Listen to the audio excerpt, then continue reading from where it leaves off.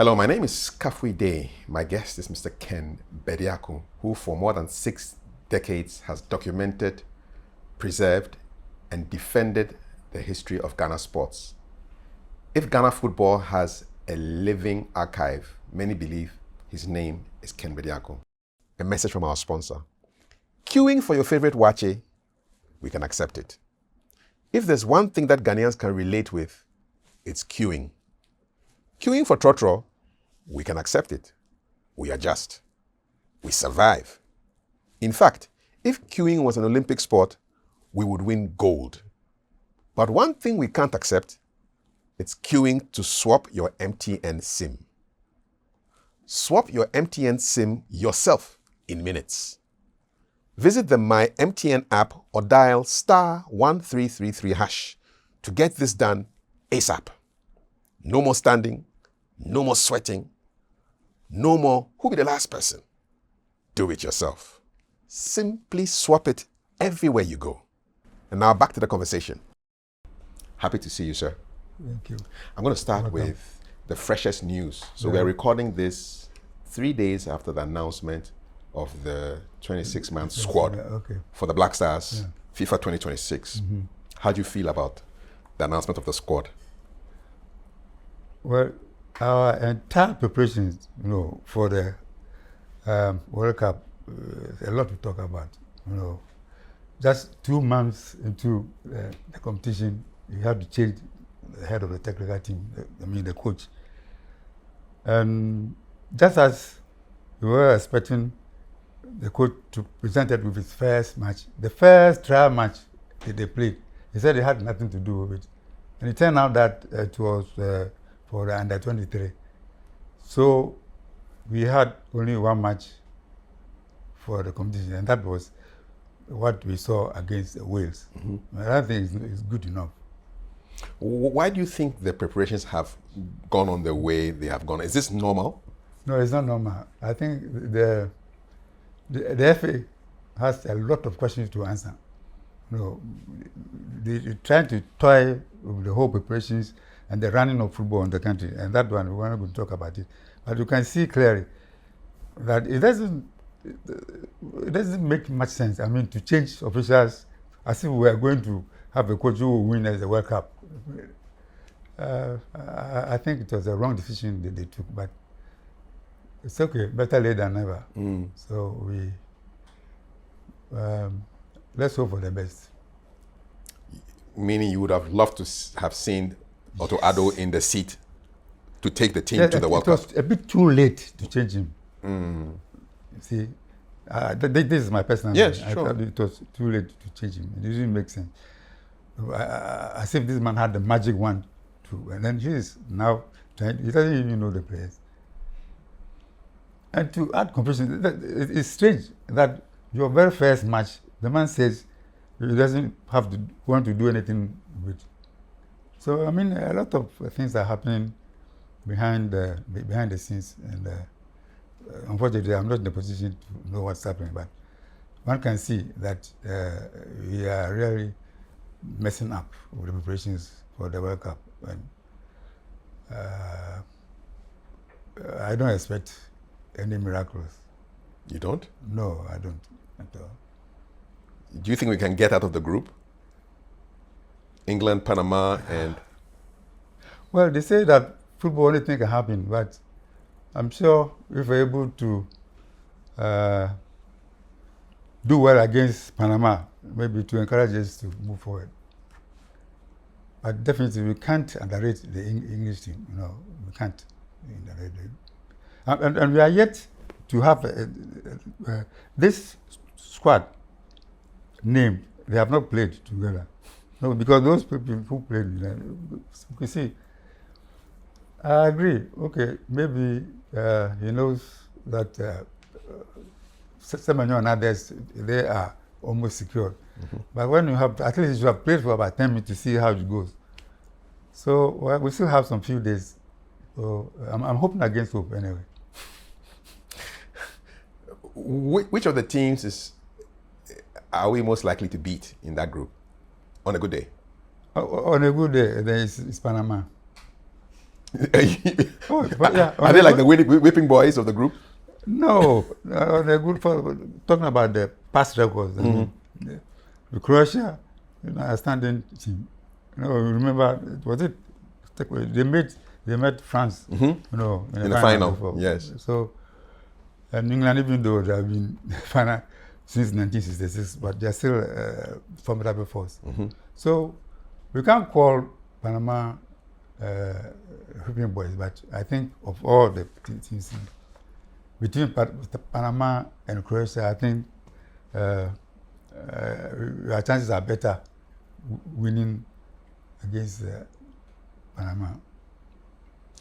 If you compare the preparation of this team to previous World Cups in 2006, 2010, 14, 22, how does this rank? A vast difference. Even preparing for AFCON, we do better than this.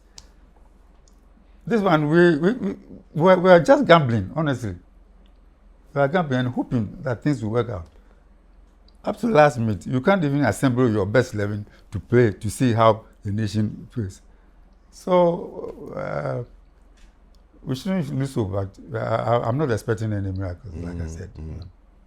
What are your thoughts on the coach? Were you surprised that Mr. Kyrgios was hired? The veteran coach, and he has a lot of experience. So I hope that you'll be able to turn things over. But it will be a great miracle if we are able to qualify for the next round. And should we come home early? What would that mean? If we come home early, that will be no news. I mean, we did that in 2022. We took a gamble and then we failed. No. Why do you change your coach just a few months at a time? And then, seriously, there's been only one trial match. The one they played against Wales. Yes. And that it kept on trying, like the goalkeepers. It's, like I'm saying, don't let us lose hope. Football, anything can happen. But on paper, we are not a strong force at all. We are not. No. Are you surprised that Ghana is at this level in terms of world football? No, I'm not surprised. It has been happening. We've been taking the nosedive for the past decade. It all boils down to organization and the running of football in the country by a clique calling itself the football people. They are running the FA. Yes, and to the best of my knowledge, almost all of them are club owners. So they make sure that their players are selected for the national team. And that's our problem now. But like I'm saying, it's an open secret. So I'm expecting my colleagues who are following them to point out these things, but not me. Me, I'm retirement, just watching from the third line. Have there always been football people in Ghana football? But all of us are football people. That the least to me. We are all supporters. And you don't call yourself because you own a club that you are the football people. No, it is wrong. It is wrong. Like I said, I'm expecting my young colleagues who are on the field to point out this thing, because when you travel outside and you cover a match at the blaster, you are so proud, you go, no. And these people, they keep on giving excuses. I pity them, honestly, because nowadays we're lucky. I mean, you go watch Blasters match, they're only going to bet on who is going to score or the scores. But those were days on which they were announcing even the national team on radio the day before the match. Honestly, things have changed. So they say our time passed. So we're looking forward to seeing the younger generation do their own thing. If you had a magic wand and you brandish that wand over the Ghana football, what would be the change if you had that wand? That people like Agripina and they have toiled in vain. Those days, the whole of Africa you had to play the Oceania for one sport. Now look at it now. We have 10 teams. And then our own friends in Nigeria too. 10 teams in Africa and they are not going. Because they have a similar problem in Nigeria. We are better off, yeah. So, honestly, we have to. I think that the government must be involved in the running of football. You know, this people saying that interference, it's not interference. I mean, if you're the government, you are probably pitches, they are going in the name of Ghana. So we can't just leave it and for some people to run the thing because they are football people. So they can just sit out and, no, you can't do that. The government, look at the amount of money you are going to spend. There the president was saying that supporters, one supporter to cost them by $11,000. To send one supporter to Yes, the World Cup. $11,000. But that's what when I say I don't see the use in sending somebody to go and support the Blasters when you have Ghanaians there. But anyway, in addition, they said they'll be providing Ghanaians there with tickets to go and watch. But I think honestly, see, this whole idea of supporters group came at the time when, in fact, the Blasters had lost support. No, there was one person called himself one-man supporter. He organized one-man supporter. He was able to get supporters. Now that people are interested in it, I don't see why we should take some people. We think they are more supported. At times when the Blasters lose the match, I can't even eat. You can't? Yes. But I look at them and I weep. I say, well, what is this? Ghana playing like this. So we are all football people. The government must find a way of getting involved in football administration because we are spending so much money. Yes. So you mean in the 60s and 70s there was no supporters unions that No. flying? This is just a recent city. No. Just even about 10 years back. Look at the old film. We get the stadium filled up. People beg to go to get ticket to go and watch Blasters match. So back in the day, if I wanted to go to the World Cup, I would save money and then go myself. Yeah. There will be no supporters union. At that time, we're not even qualifying. So people move yourself. Going supported to go and watch Blasters match. No. It's a novelty, but I think I understand it tends to some political sort of thing. So, well, we have professional supporters now. Yes, so it's a whole group. So and you see them everywhere. So it's an organized group. So the government must take care of them, send them there, and go and cheer and come back. But if I were a supporter and we're going to spend $11,000 on me, I would take about 5,000 and then stay. What is the point? Mr. Bediako.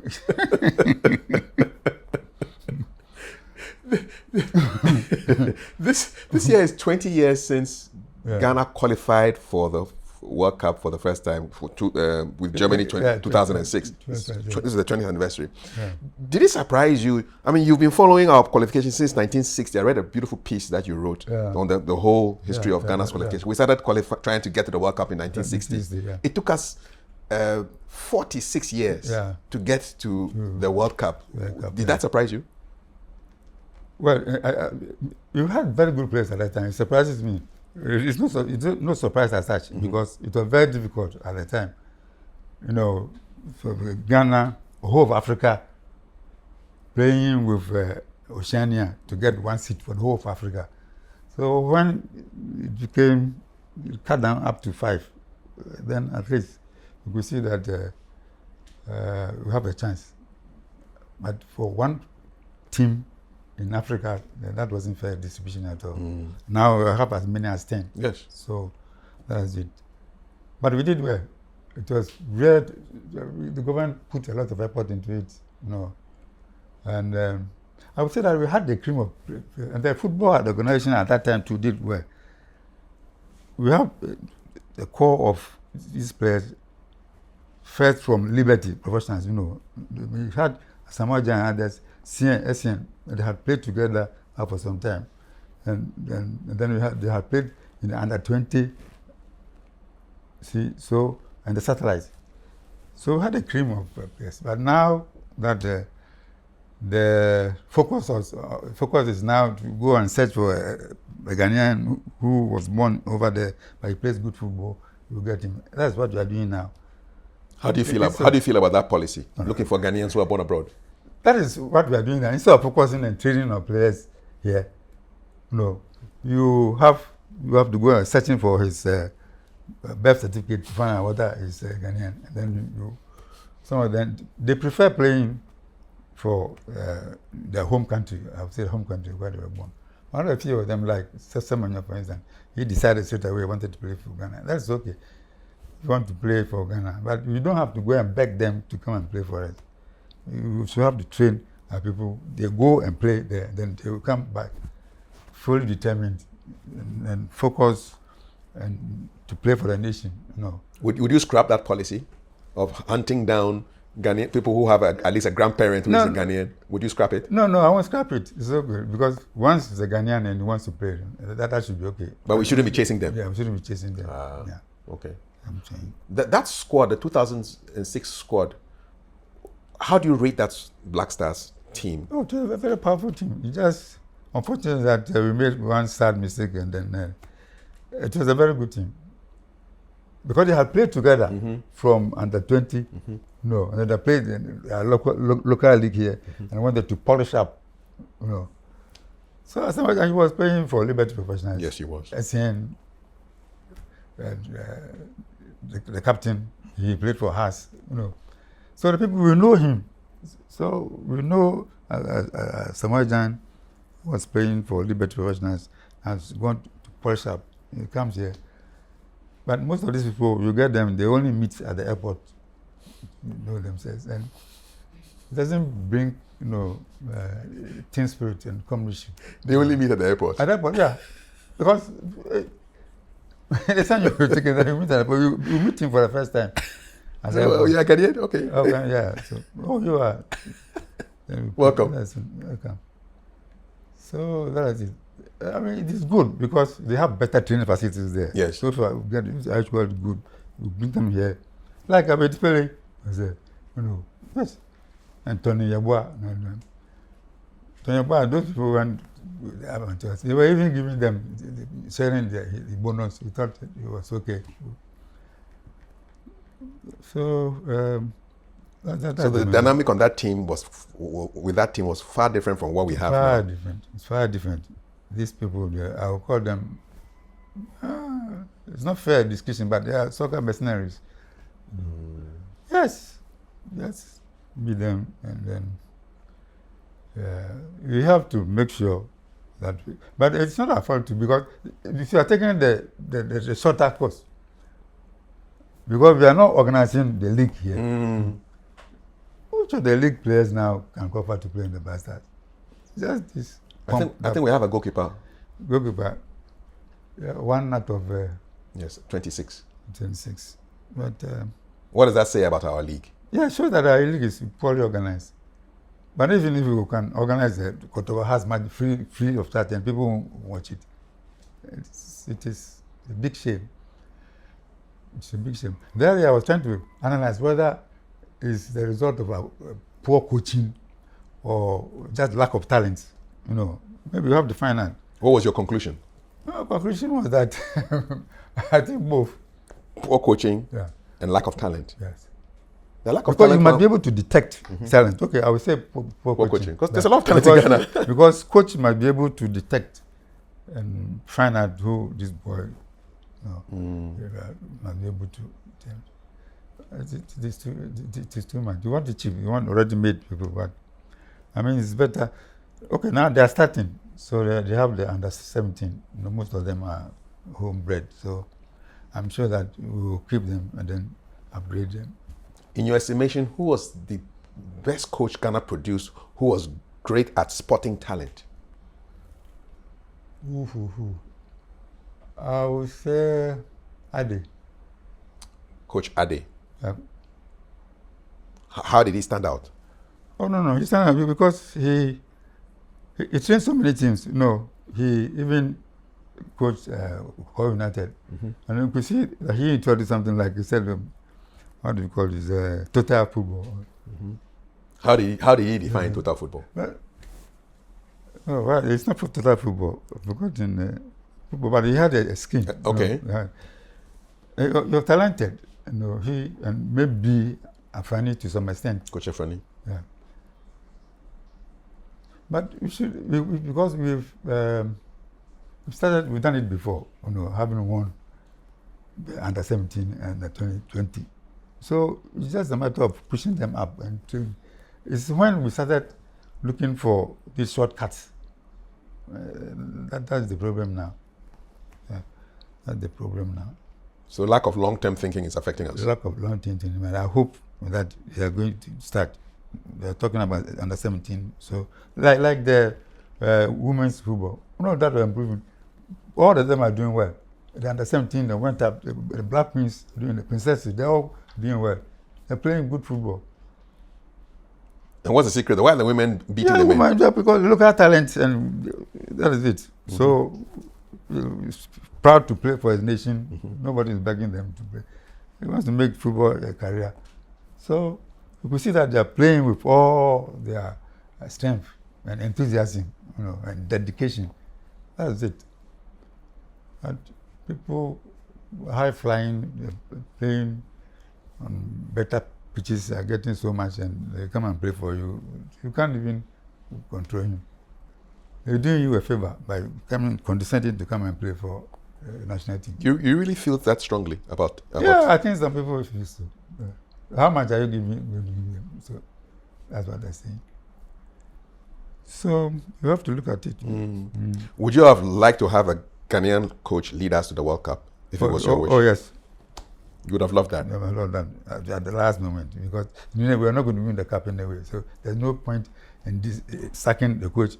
We're going to pay so much money compensation and then bring a freshman to pay. Waste of money. Waste of money. And the World Cup, that it's every 4 years. So you start planning immediately after the first World Cup. You don't wait until the last minute before you start. No. Like I'm saying, there's a whole lot going around. And the so-called football people, if they are not checked, the football will continue to go down in this country. Yes. Because the fact that you own a club doesn't mean you should dictate how it should be run. Should that reality be ended? Would you want to see a change in the regulations where if you own a club, you cannot be an administrator of the Ghana Football Administration? No, I don't want that's a hard rule, but they are making it that you have to be a club owner, more or less. It's the other way around. You can still have, but the best thing is that you should leave it for people to run the game. Otherwise, you turn up dictating to coaches, and the players too may feel that, okay, whether I like it or not, me, my boss, I'll be selected. And these players too, they are very, very, very sensitive, and very jealous.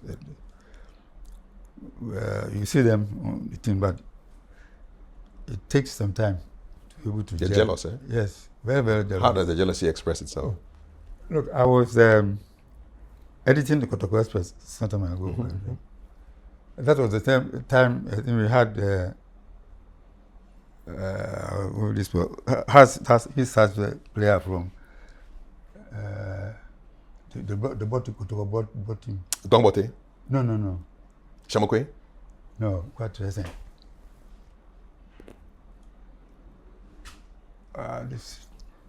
This Liberian. Charles Taylor. So I think we were giving so much publicity to Charles Taylor in the Kotoko Express.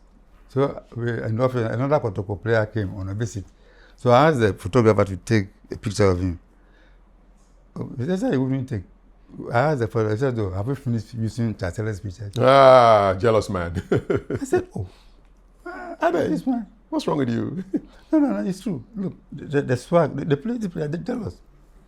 So we instituted the goalkeeping thing. We thought that it was an idea. Top scorer, top scorer. So the first goalkeeper we made was Peter Lamte. We wouldn't believe that the following season, We were not passing the ball to him. They didn't want him to win the goal We king didn't again. want to win again. Sure. So we changed it. Apart from goal king, we added Assist. top scoring Top scoring club. So Okay, club. club. So you try and score But goals. now, fortunately, now we have assist. We didn't have assist. Assist at back that then, time. it's true. Yeah. So okay, you are the top. Go and score and get job. They were not passing to Peter Lamptey. They don't pass him to. So I told my colleagues, I said, you see what's happening. Now they're not passing the ball to these boys. And it's true. It happens. You know. The world has changed. I mean, this year in the EPL, you had the assist king being Bruno Fernandes, and he's got more news than even. Look at Fernandes. Yeah. He's one for passing the ball. Yes. Interesting. If you get the ball, people won't pass it to you. You go and call yourself goal king. Okay, you go and score. Take the goal king. Unless you dribble from end to end and go and score your own goal, nobody's going to pass to you. No. Interesting. You witnessed all four of Ghana's AFCON victories. You wrote about all of them, all the four, starting from the 60s till 82. Oh, yeah. And we had Ghanaian coaches in charge of all the teams that won the AFCON. Yes. Yeah. So all of them, yeah. Is that the secret sauce? We can succeed. Will we succeed if we have Ghanaian coaches? The coaches too must back up. No, they must. Like Jones, look at Jones. The way Jose Atukevio, the way he put up Liberty Professionals. Soon the press were calling them scientific soccer lads. Yes. And it's those products who came and then they formed the Blasters, SCN, and scientific soccer lads. So he was teaching them something. You must see the handwriting on the teams the way they play. You must see the coach's influence on the players. Yes, the coach's influence. It's strange. Are there any current day coaches that excite you a lot? You can see and think, oh wow, there's a future here if we nurture the talent. To be honest, because of sort of football they're playing these days, I've not been following them. You're not impressed? No, but there was this footballer, he came just when Joe Sam of old. He said he came here, then he wanted to watch Kotoko match. So he went to the stadium with Sam. But when he saw the player, they said, oh, he thought it was we had Anochi. In those days, we were playing curtain raisers. So he said, no, this one, let's go and have something because they are playing the curtain raisers. No, this is a real deal. This is Kotoko playing. So, he left only last week. Oh, so this is current recent stuff. Yes. He was not impressed. He said, so they didn't watch the match. He just went sat somewhere and took some beer. That's all. Because he thought that it was the small boys who were playing. Curtain raiser. So the curtain raiser. So this is the real deal. So this is Kotoko playing. Was that telling me? I don't know whether you would like to hear that I said this in public. But do you still go to the stadium? Stadium? Yes. No. When was the last time you went to the stadium? I don't remember. And I've been a member of the Blaster Management Committee. What was that like? Yeah. Which years was that? With Professor Mills. Okay. He was our chairman. That 92. Okay. 91, 92. Yeah. What was your time there like? And in fact, we were handling both the Meteors and the Blasters. Okay. So I decided to handle the Meteors because I realized that I wanted to go to Olympic Games. Of course. For the fourth time. So were you successful? I was successful. I was handling the team. We went to Mauritius and so when we had the 92, they were playing the AFCON, and the GFA people said, "Oh, I should come to Senegal." I said, "No, I'm taking the team to Cairo." That's all. But they didn't understand. No. They said, "Oh, why they are playing this match? You are going to spend about 1 week. You get so much allowance." No. I said, "No. I want to stick to my Meteors. Let's go to the Olympics." I'm going to Olympics. So, but I didn't add Olympics, but that was my. That was a bad. Of course. Since I was in charge. It's not everything you say. Yeah. So. I wanted to make it the fourth time. So I had 4 Olympic Games. When was your first Olympic Games? 72. Is that the time that these terrorists attacked the sports village? Experience. It was my first time. And at that time, 31-year-old. So a nasty experience. When did you know something was wrong? No, we had it the following day. Okay. The following day. But you see, in the past, the whole atmosphere at the Olympic was relaxed because it's so security was lax. In fact, if I may tell you, my editor, sports editor, Jaduchum, he sent his name there first, but later on decided not to go. So when I went, the name there was Chum Ado. But it took me a picture, and then I used a picture. So my card was Chum Ado. So even the coach, that's a Maresco, so he said, hey, you Chum Ado. We're looking fun. You can't do this now. No. So he said the Olympic Games is a place where you can have. So the athletes, you know, they saw them, they saw the bandits. They saw the bandits climbing wall early in the morning, around 2 a.m. But I thought it was some athletes who had gone to disco. And, not knowing there were actual bandits. The terrorists had dressed in tracksuits. Aggressive and tracksuits. Holding, they have grenades and then their bags. Wow. We were told this later on. I mean, because I saw it.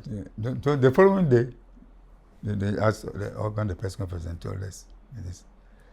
And the people were negotiating. I don't know what they were negotiating for, but they had held 11 of the athletes hostage. Israeli athletes. Israeli athletes. Hostage. Yes. Okay. Hostage. And then I don't know what the bandits were asking for. But later on, they said, they held them hostage. I don't know what they were holding them for. But the Germans had planned that there was going to be a shootout. You know. And the people too were smart. So I think what happened was that they asked for a helicopter. They were put in the helicopter. So they also asked for a helicopter. So there were 2 helicopters, one containing the athletes, and then the bandits want to take them away. Not knowing they were ready to die, you know. So I think the plan was, German had sharpshooters. So they had planned that from the bus to the helicopter, they were going to shoot. They trusted their sharpshooters. And the people were prepared to die.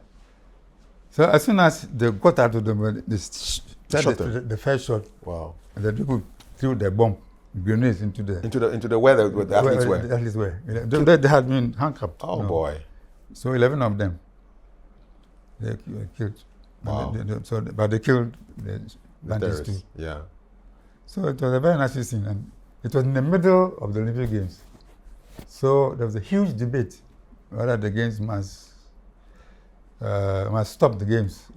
And then I had this American president, Avery Brandage, president of the IOC, said, no, we're not going to succumb to terrorists. So the games must go on. Well, so that's the International Olympics Committee president. Yeah, president. So the following day we had the memorial service, and then the games continued. How did the security change after the security changed. Now in fact, more especially, you had a card, you know, specifically for a press center. You can't go any other place. You were still Ado though? Yeah, sorry. Well, you were still using your boss's? But I was, that's all right. Ado. Chum Ado. It was only the coach who detected it. He said, hey, you, German coach. So that was your first Olympics? First Olympics. Where was your second Olympics? 76. This is in Canada? Canada. Montreal. That was a nasty experience. You know, that Ghana, Africa, boycotted at the last hour. And it was so embarrassing. No, there wasn't the boycott in 1980, Moscow? No, Moscow didn't go at all. You didn't go at all? But this one, we were there the day before. We were there. I mean, enjoying everything. We had paid up to, so normally we pay in advance. Yes. We paid for 2 weeks stay. We were there enjoying, opening for the closing ceremony the following day. Opening ceremony? The opening ceremony. And then we had meetings. We had a Nigerian said, hey, understand Africans are broke. I said, why? That's not fair to Canadians. You come. Assembly. What? Yes. You got there and then they boycotted the thing? There. So eventually, then we saw the Nigerian journalists. I said, we have other aircraft diverting, it's come to pick us. So you didn't stay? You joined the Nigerians? No. We had paid. Yes. For 2 weeks. So you have to stay? So we decided to stay. The press crew, me, Kanoma, Ben Egan, and Sami Adwaji.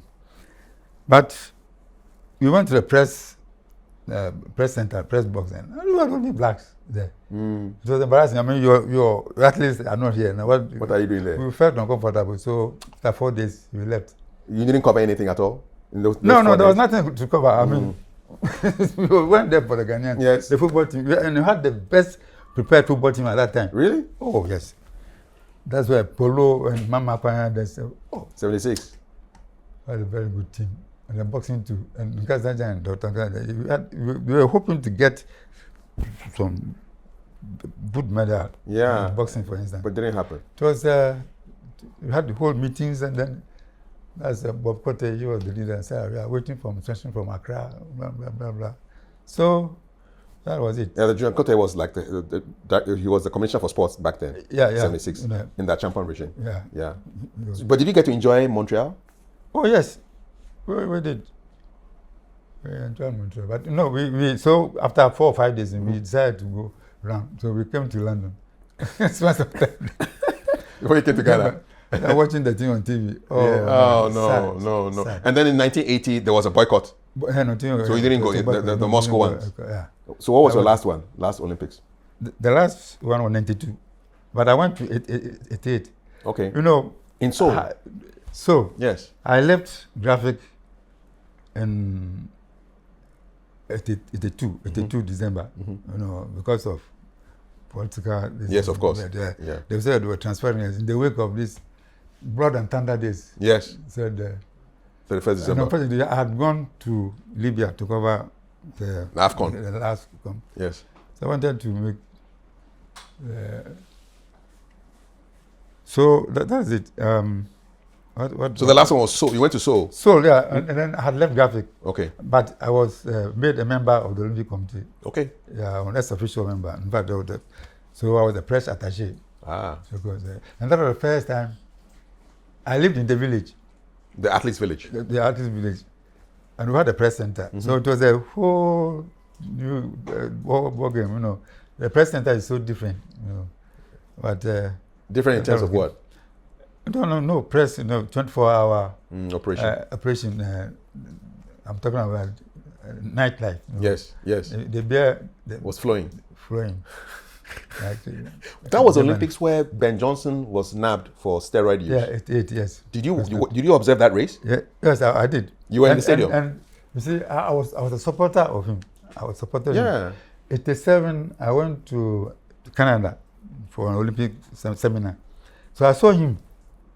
Ran 87, and said they were doing some games. They said, this man is great. So when in 1988 went to the field, I told my colleagues that I saw this man last year. He's a very good athlete. So I was supporting him. Good runner. And he messed himself up. He took drugs, banned drugs. Yeah, it was a shame. In fact, you could see his eyes were yellow. You saw the race itself? I saw the race itself. You were in the stadium? The stadium, yeah. What was it like? What was that like? To stand there. He said that as soon as the man goes, he's off. He was running like the devil was chasing him.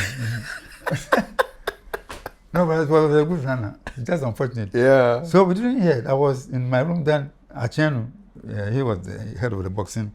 Achenu, he was the chief fire officer, but he was chairman of the boxing. So he called me. He said, Ken, your man, they have stripped him of his status. Oh. That's all from grace to grass. No, but it was too fast for Robertson. It was too fast to be legal, right? It was doping. Well, but he was a good athlete. Would you say you enjoyed you enjoyed covering football more than the other sports? Yes, if it's not the Olympic Games, football, I enjoyed football. I like football and boxing, in that order. Football, no athletics, football, athletics, and then boxing. Boxing, that order. Okay. But I played hockey myself. You know. Oh, in school? In school, yeah. Okay. And later on, we formed a hockey club, Old Abusodians. Okay. Was this at the Bediako State College? Yeah, Bediako State College. We formed a club, but we were playing alongside. The Mills was Old Ashmotan, so I had known him. No? Yes. And then playing Joan Sofarata and others, and Dr. from Amu. Evans Amfom, the doctor. Yeah, he was playing for British Council.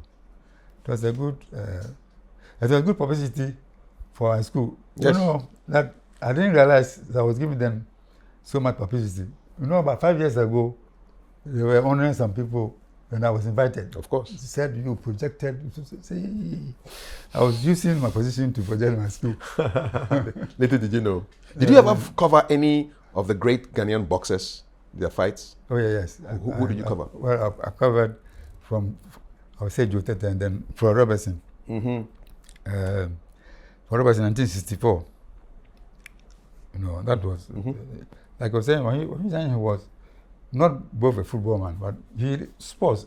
So he engineered this World 30 fight between Sugar Ramos and Floyd Robertson. Yeah. So it was promoted by a millionaire, Jack Solomons. In fact, that was the first time I had a look. I wanted to see him. I wanted to see a millionaire for the first time. What did he look like? like? But it's not different. What did he look like? He looked like your normal human. And it was so interesting to chat with. Where was Jack Solomon from? Where was he from? From Britain. Okay. He said you can ask for anything, not money. That's all. He said the ground rules. Ambassador Hotel, you eat everything from top, the whole menu. So we were picking and choosing, and then Benny Gans said, that's why I would chop everything. They were calling him Me Nabi. Yeah, so that was the first World 30 fight in Ghana. Well arranged, but unfortunately, you know, at that time, so we had all the officials coming from abroad.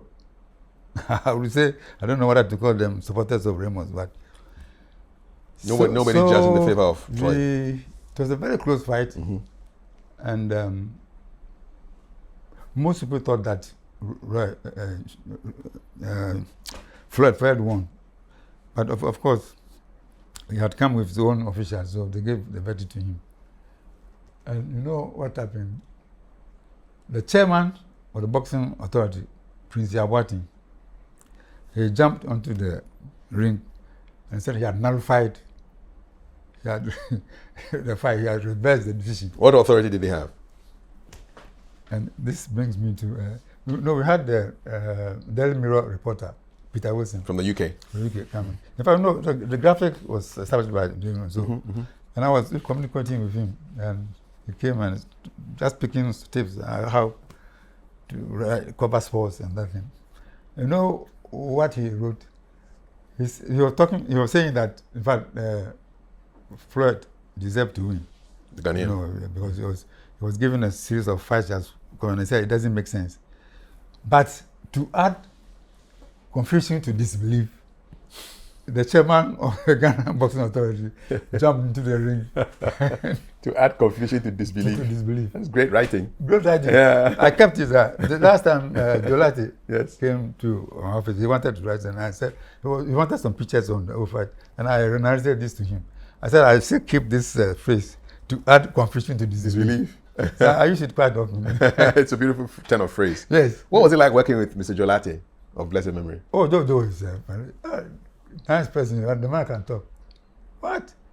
Those days we were traveling together, and there was this famous Gambian referee. He liked Ghanaians, so we went there. There was a boxers match. You know, those days, the whole team. So the man called us for a small feast. You know, he liked Ghanaians. Jolata was there talking for about 1 hour. About what? I'm not just talking. I mean about his express and whatever. So talkative. And Sike Jamfi and Benigan, they were good friends. And then they were competing in who can eat the strongest pepper, the sharpest pepper.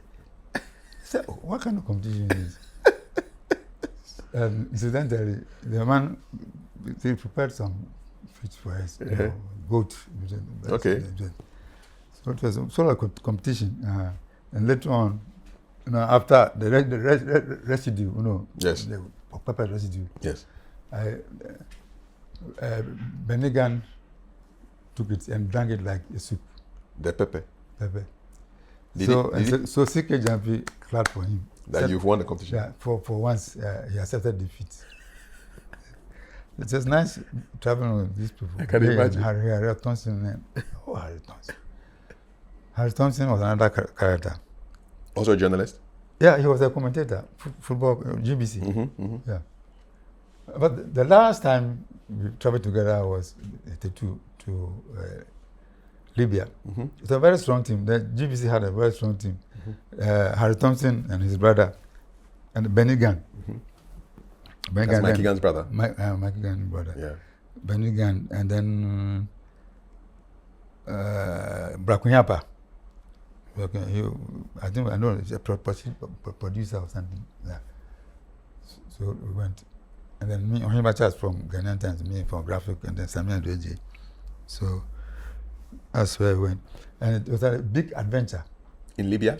Yes. In fact, the travel, it was the early days of the revolution. Yes. So we were gathered at the press crew at the Air Force Base. Oh, we stayed up, but we were hungry, about 3 o'clock. No food. So Ohima Charles said, let's go. Say, why? I mean, we were traveling, no tickets, no. So they had brought a cargo plane. Cargo plane. I think those days they were bringing whatever, I don't know, say arms or something.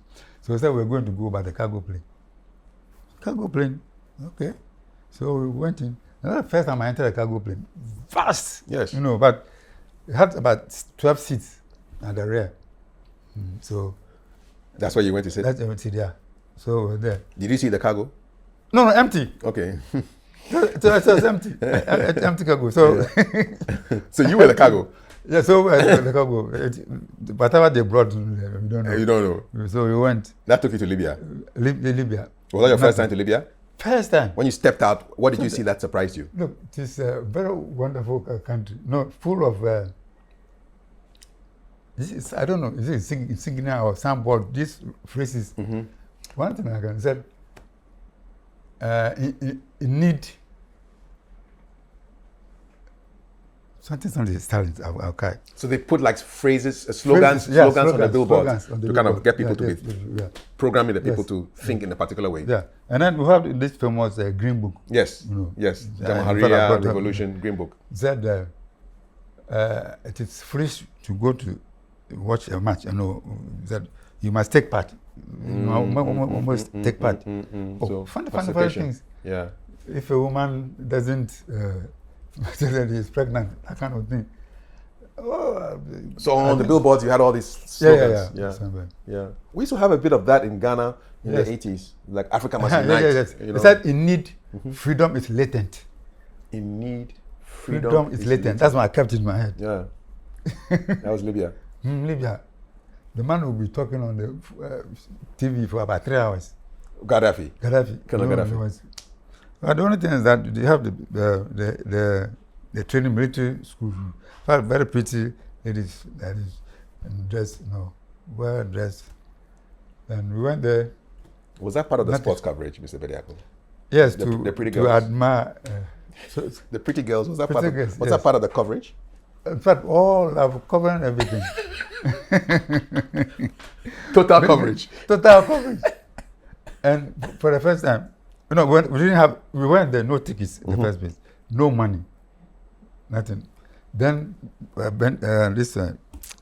Harry Thompson, look, I've worked at broadcasting for about 20 years. I can't even get money to buy his grade. When I was complaining, said, but the BBC wouldn't bring me. I said, revolution, so what do we do? So we were there. But we were eating free. Yes. 3 meals and free accommodation. Then after the first round matches, we went to Benghazi. Their second city. Yeah, so we were there on a special paper because we were just from the hotel, don't know how to. So after the match, we were going to collect our passport back from the country, and then the man was asking us something. And then Harry Thompson was behind. He said, what is the man saying? He said we should come and pay. He said, look, as for us, we don't pay. A whole plane came from Libya to bring us here. Come on, give us our passport and let us go. That's all. Had he gotten his cigarettes by then? We didn't get any. In fact, you know what happened? They didn't give us anything until the last minute we were leaving when we won the cup. Yes. They gave us the currency. Yes. They gave us about 2 hours to go and shop. You bought. Go and shop with the money. Yes. Because that money is only legal tender there. legal tender there. So what did you buy? So I bought a house coat. Okay. And then this bread, toaster. You bought a toaster. Toaster. Okay. And then that's what I bought. That I could buy. Then secrets and business say, so why do you buy a toaster? Because there's no bread in Ghana. At that time, we didn't have any bread in Ghana. We didn't have bread in Ghana. No, I didn't have any bread. Which car has so many days? 82. 82 hunger times. Hunger time, no bread. And you will bring a toaster. A toaster. I said, that's for my wife's fancy. They like. They will find bread one day, So I kept it for 3 years before we used it. That's when bread arrived. After 3 years. No. I bought it. What I'm saying, we were not. Yes, there was no bread to toast. There was no bread. So it was after 3 years, when bread arrived. Yes, so we used it. We were getting bread at that time, so we could use it. Wow. Some of the things. What was it like to win the trophy in Libya? It was fantastic. See, that's why later on we heard stories that we were going to make things soft for them or something. I said, no, it's not true.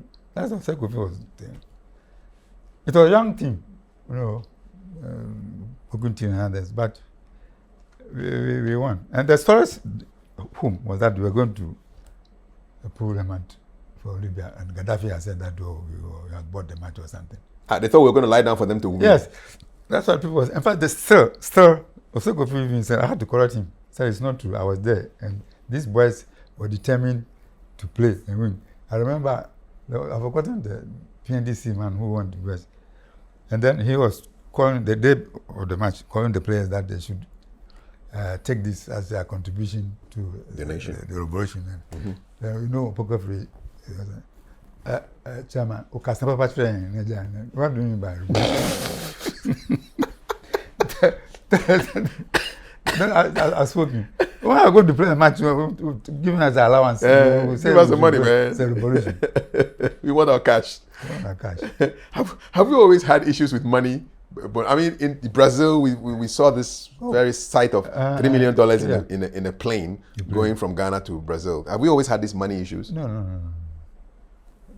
I don't know why this is. But normally, even they pay them after every match. Especially when I was a member of the club. That's what they do. You pay them after the match. After the match, yeah. Cash. Cash. Hot cash. Hot cash. So who brings the cash from Ghana? Normally we travel with a person from the accounts department, ministry. Really? Holding the impress. Is he also? So he flies business or economy? Oh, no, economy. But he's the money man. Money man. You apply economy. Is it not risky to be carrying this money around? So Ghana, they do it. Have they ever been arrested? Have they ever been attacked? No. Or arrested? But that is not much. The bonuses were not much back then? But we were receiving civil servants allowance as a member of the committee. Was it cedis or dollars they were paying you? Dollars. They were paying you dollars? Yeah. Okay, all right. You covered the visit of Pele in Ghana. Yeah. Pele and Ali. Okay, tell me about Pele first. Pele. Okay, Pele was 70. Yes, Pele, I think 69. What did he come to do in Ghana? He came to play a match. In fact, I think with Team Santos, I think they had arranged a match in Lagos. So some smart guy took advantage. So he brought them to Ghana. Ghana. Where was he staying when he came to Ghana? Oh no, I think they went back after the match. Okay. Yeah, it was one day. It was one day visit. Did you get to talk to him? No. But you covered the match. You covered the match. Yeah. What kind of game did he have? No, the other day I was reading my report. He was just leisurely, That's more or less exhibition match. Yeah. He took his time. Relaxed. Yeah, relaxed. Just like the one we played against Real Madrid those days. Yes, Real Madrid. The people knew that. That's exhibition, no. Okay, Real Madrid came to Ghana. That's what done. They scored, and then we scored first. We always score, and then they equalized easily. When we scored, they equalized easily. We scored, and they equalized easily. You can see that they're going to equalize. Puskas. Oh, that was football. So it's like they went easy on us, or what? Yes, that's what I think. Yeah.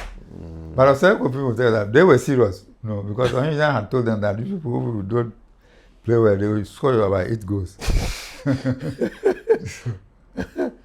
It was more or less, they came here just more or less for exhibition. Yeah. That's what Pele, we were expecting him to display that. Did you get any exclusive interviews with any of them? No. That time, those days, we were not allowed to even get near. Really? How about Ali? What's for Ali? Ali, I was following him throughout. He was visiting schools and wherever he visited, yes, accompanying him. Mm-hmm. He went to Ministry of Information. It was formerly CPP headquarters. Mm-hmm. Oh, really? Yeah. CPP built it. The Ministry of Information, yeah. Which is currently now there, was the CPP headquarters? CPP headquarters. Okay. And it was after the coup that they changed it. Oh, really? CPP headquarters. So you can see how formidable this party was. Yeah. So anywhere back. So Ali went up there. He says he was going to jump down. I said, hey man. I said, I've been jumping like that in the US. He was just joking. Following. What was he like as a person? He keeps talking. He's so jovial. He engaged in an exhibition of a Ghanaian boss, and the deputy fell down. But he can talk. He's just entertaining us. He said, look at all these boxes. Look at their faces. They are all boxes. They're not pretty as so pretty as I am. Me, 185, no scar on my face. Oh, Ali. You had a lip, man. Then there's a girl in the United States who wants to fight me. He will fall in 4. So who is that man? I say Akimo. The British person. Oh, yeah. It's interesting to me. Yeah, he had this gift. He could predict. He couldn't say that I'm going to knock this guy out in the 5th round, and then it will happen. Mm.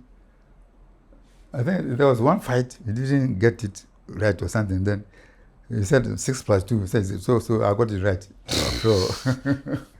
Would you say he was the most exciting boxer you've watched? Oh, yes. What? Ali has so much confidence. When he was fighting Foreman, I didn't sleep. I was listening. We were going to replay it, Okay, Rumble in the Jungle? Yeah. In Zai? Yeah. So normally, the graphic will run, and then we have a replay. Uh-huh. So, because of the time factor, so when the fight ended, but I had written the story in advance. Okay. But just go and make some changes. Mm-hmm. I thought that it was going to be a 15-round fight. But Ali will win, but with a lot of blood on his face. Difficulty, But it turned out to be one-sided, rope and rope. So we came back to the office at about 12 midnight to make a replay. Rewrote the story? Yeah. Okay. In print, yeah. Did you ever cover any Azuma Nelson fights? No. Azuma Nelson, I didn't cover any of his fights. How about DK Poison? DK Poison, yes. I went to Los Angeles. That was my first time going to America. To cover DK Poison's fight? And that one too said, no, sorry. Okay, I will just narrate it. I went with Ben Egan. Mm-hmm. And GBC was going to run commentary for the first time. In America? Yeah, for the first time. I mean, this long. Okay. Intercontinental? Intercontinental, that was the first time. So we left. Yeah. Then we left in the evening, arrived about 6 o'clock or so. And I had some friends. So I said, let's go to town. Because we bought the ticket, we were going to leave about 3 o'clock or so. So I called my friend, then we came to pick us, we went. What city was this? London. Okay. Sorry. I stopped over in London. Okay. We're going to change. On the way to America, yeah. To Los Angeles. That's about 11 3/4 hours. Yes, long time, long flight. So we went there, so we were happy, the 7 food. Then, I don't know what happened then. As soon as the food was ready, Ben took a look at the tickets.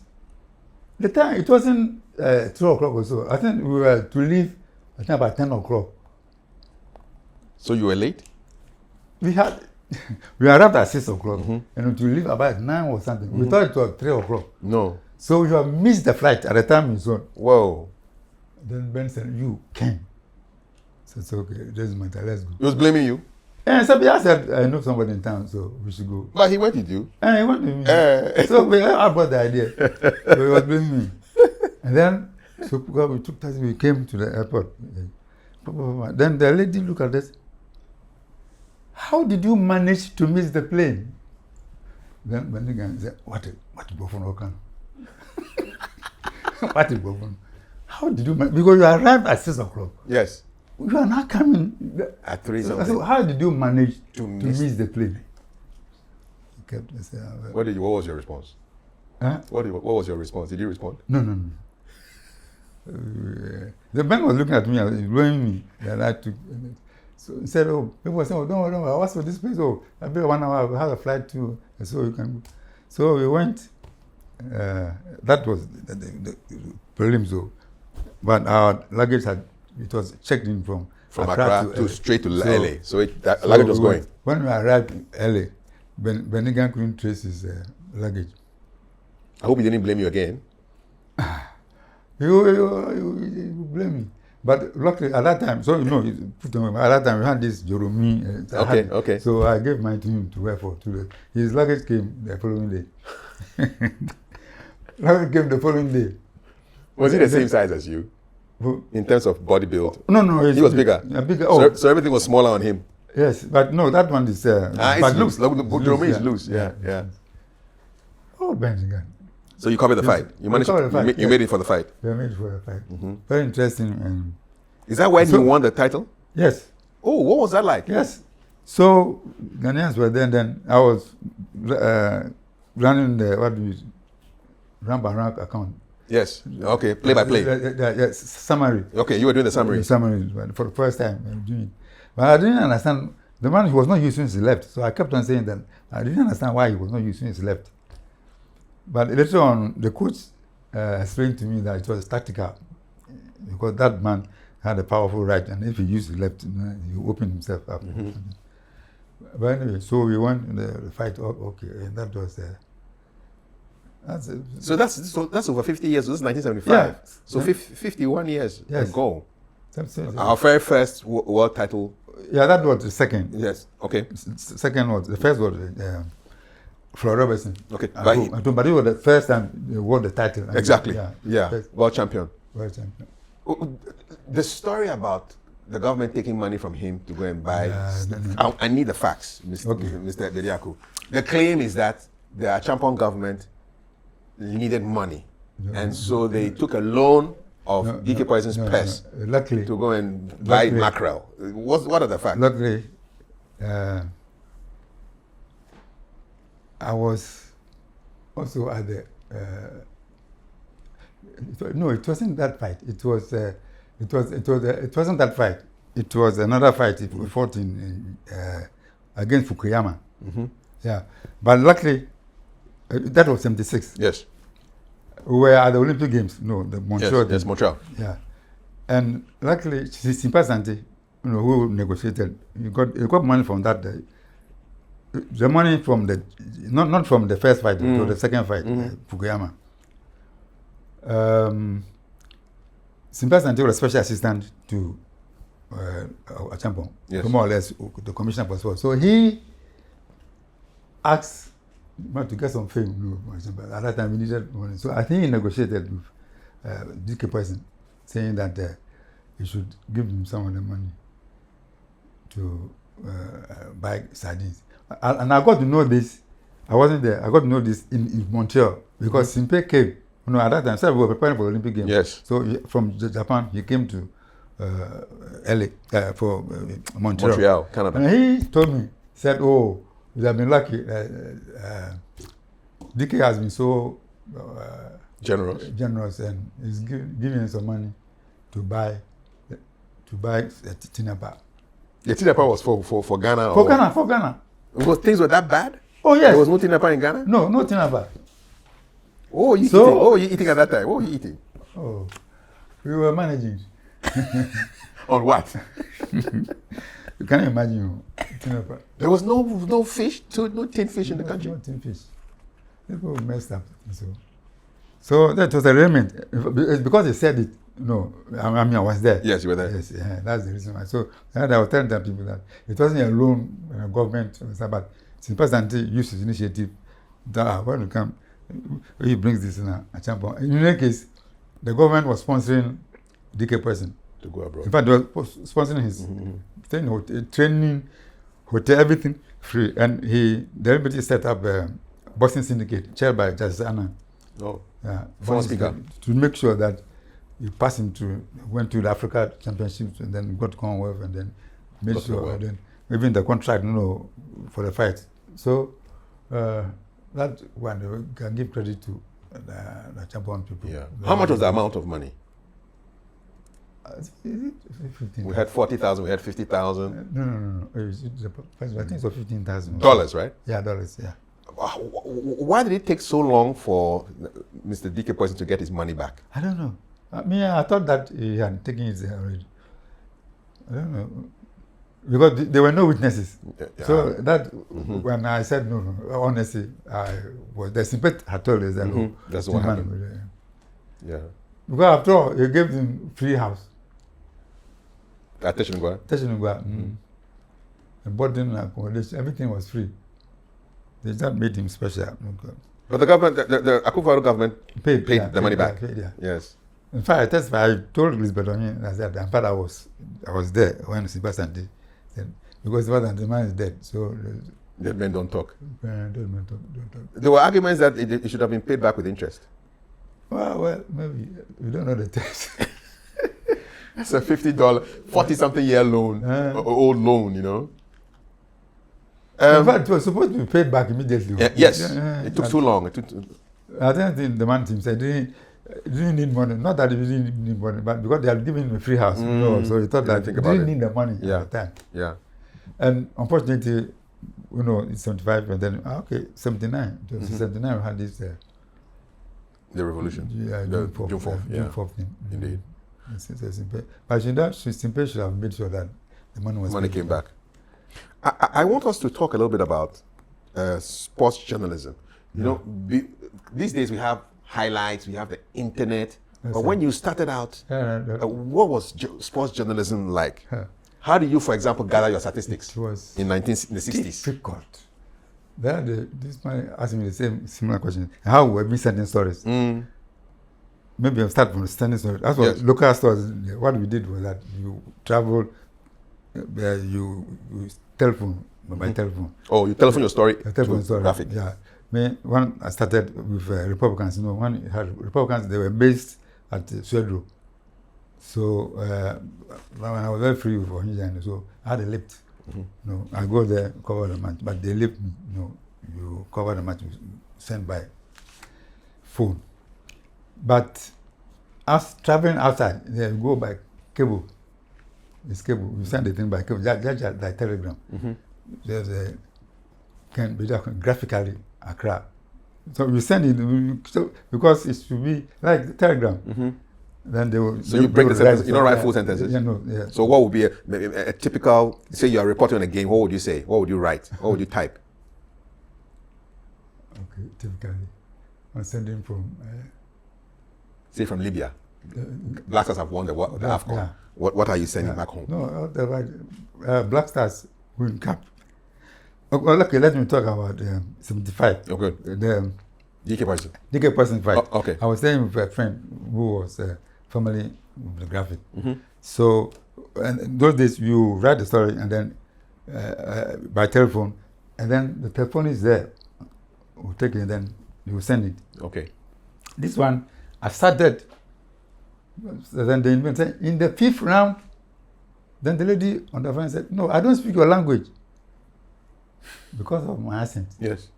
Say, I don't speak your language. So I thought I was speaking English. Exactly. So I had to write for my friend to be detective. Okay. Why he put slang,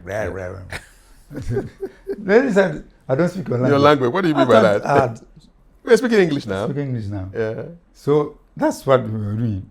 And it was so funny. We were looking at this very many people, they had the phone and the stadium talking to London. I said, hey, people, we have to write the story, go to the press center and send it. It can be like graphically, Accra. ahead, fourth in hits, 3.7 seconds. Do that. So you kind of sound like little blocks, and then the people there will write the story. They write the story. So based on the building blocks that you sent there. Yes. No, the people back home. Yes, they're the ones who write. Yeah. Based on what you sent. Yeah, but that's wow. Do they always get it right? Yeah. Or do people make mistakes? But that way, it could be excused. Did you get the byline? Is it? The story is credited to you. Yeah, it's my story. Okay. I'm just giving you the graphic form. Yeah. And now we have email. Now email. Fax. Before email, there was fax. When I had to cover the Africa Cup final in Yaoundé, normally, because of the time factor, so we're going to carry the story, not the following day, but we had decided, Elizabeth Donyen was editor, I had said, no, we must make the effort to come out with the story the following day. And unfortunately, Haas went in, they had the supporters when chartered flight, so they were returning. And I had a reporter, one reporter, Ampoma or GBC. He was the Haas fanatic, he joined the flight. So I decided that I would write the report for him to send it. Yes. Here. Then you call the office, or you can send it to the office for yes. me. That's what I did. And so immediately, when I started writing, and then people were leaving too. So I boarded them, the bus I was writing. I just delayed a bit in the airport because they were minutes, so they were checking in. But I managed to write. They came, they found it, some of the handwriting crazy, but the essence was there. Indeed. So we were the only paper, so with Ghanaian Times and Graphic, we came out with the story. Yeah, that's exclusive. So the editor gave me a bonus of 30 cedis. What could 30 cedis buy in that time? What year was that? Oh, this was 79. What could 30 cedis buy? Oh, a lot, eh? So many things. Like what? I can't find, but it was big money because how much was my salary? When you were given a bonus of 30 cedis, what was your salary then? That's let me see. No, that's 79. That's no. At that time, I had been promoted, so my salary was big. Okay. So big. I was just fortunate. I don't know what I will talk about that, but when I got to graphics, so I just left secondary school. Yes. You know, and then I was interested in sports writing. I wanted to be a journalist by all means, so I was following sports. In fact, I was reading the graphics so much, and then we were copying some of their phrases. My English teacher, this Bohemian's father, said, avoid journalists. I think we were doing some things like southpaw and that kind of thing. Yeah, journalists are allowed to. We don't need that kind of don't need that kind of lingo. So I was more or less, I was bent on becoming a journalist. And then luckily, the graphic, they were looking for young people to train. Mm-hmm. You know, because at that time, they had established Ghanaian Times and Kafui Dey and they had resigned. And Sambon was also a reporter there.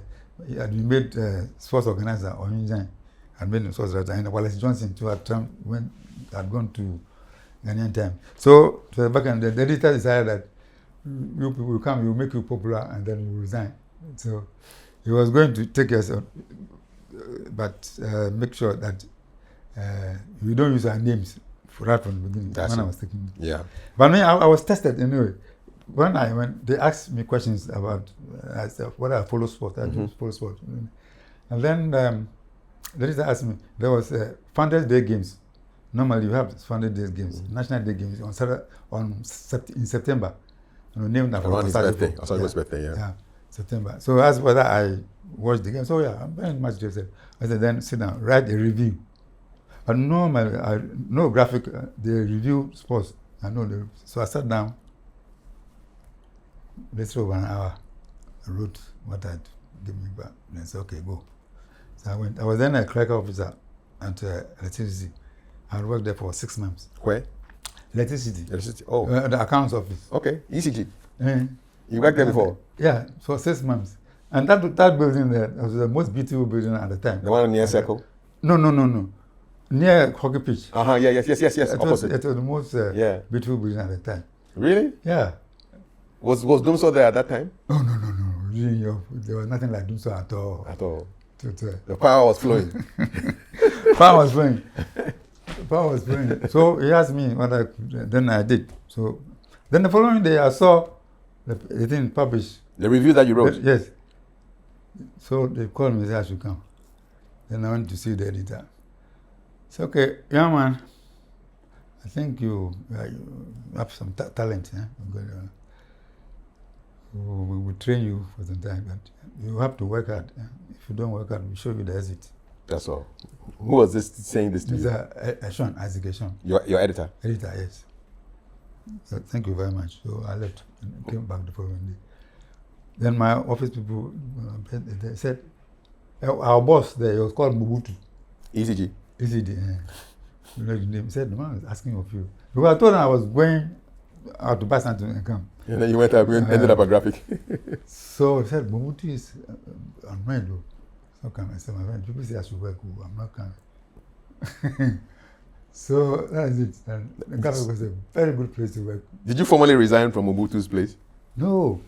Later on, I think about 4 months or so, I think they wrote something like vacation of post. Oh!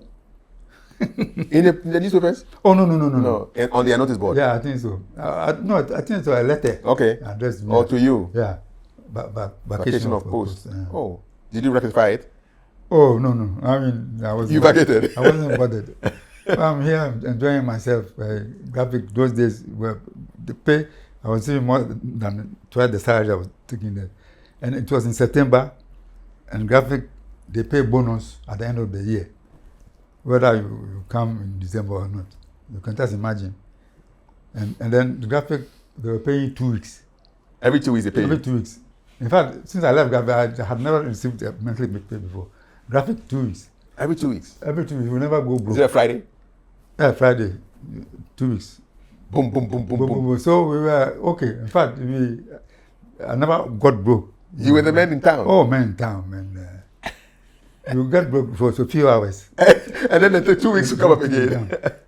And then, well, look, and then, they had Provident Fund. Yes. Graphic Provident Fund.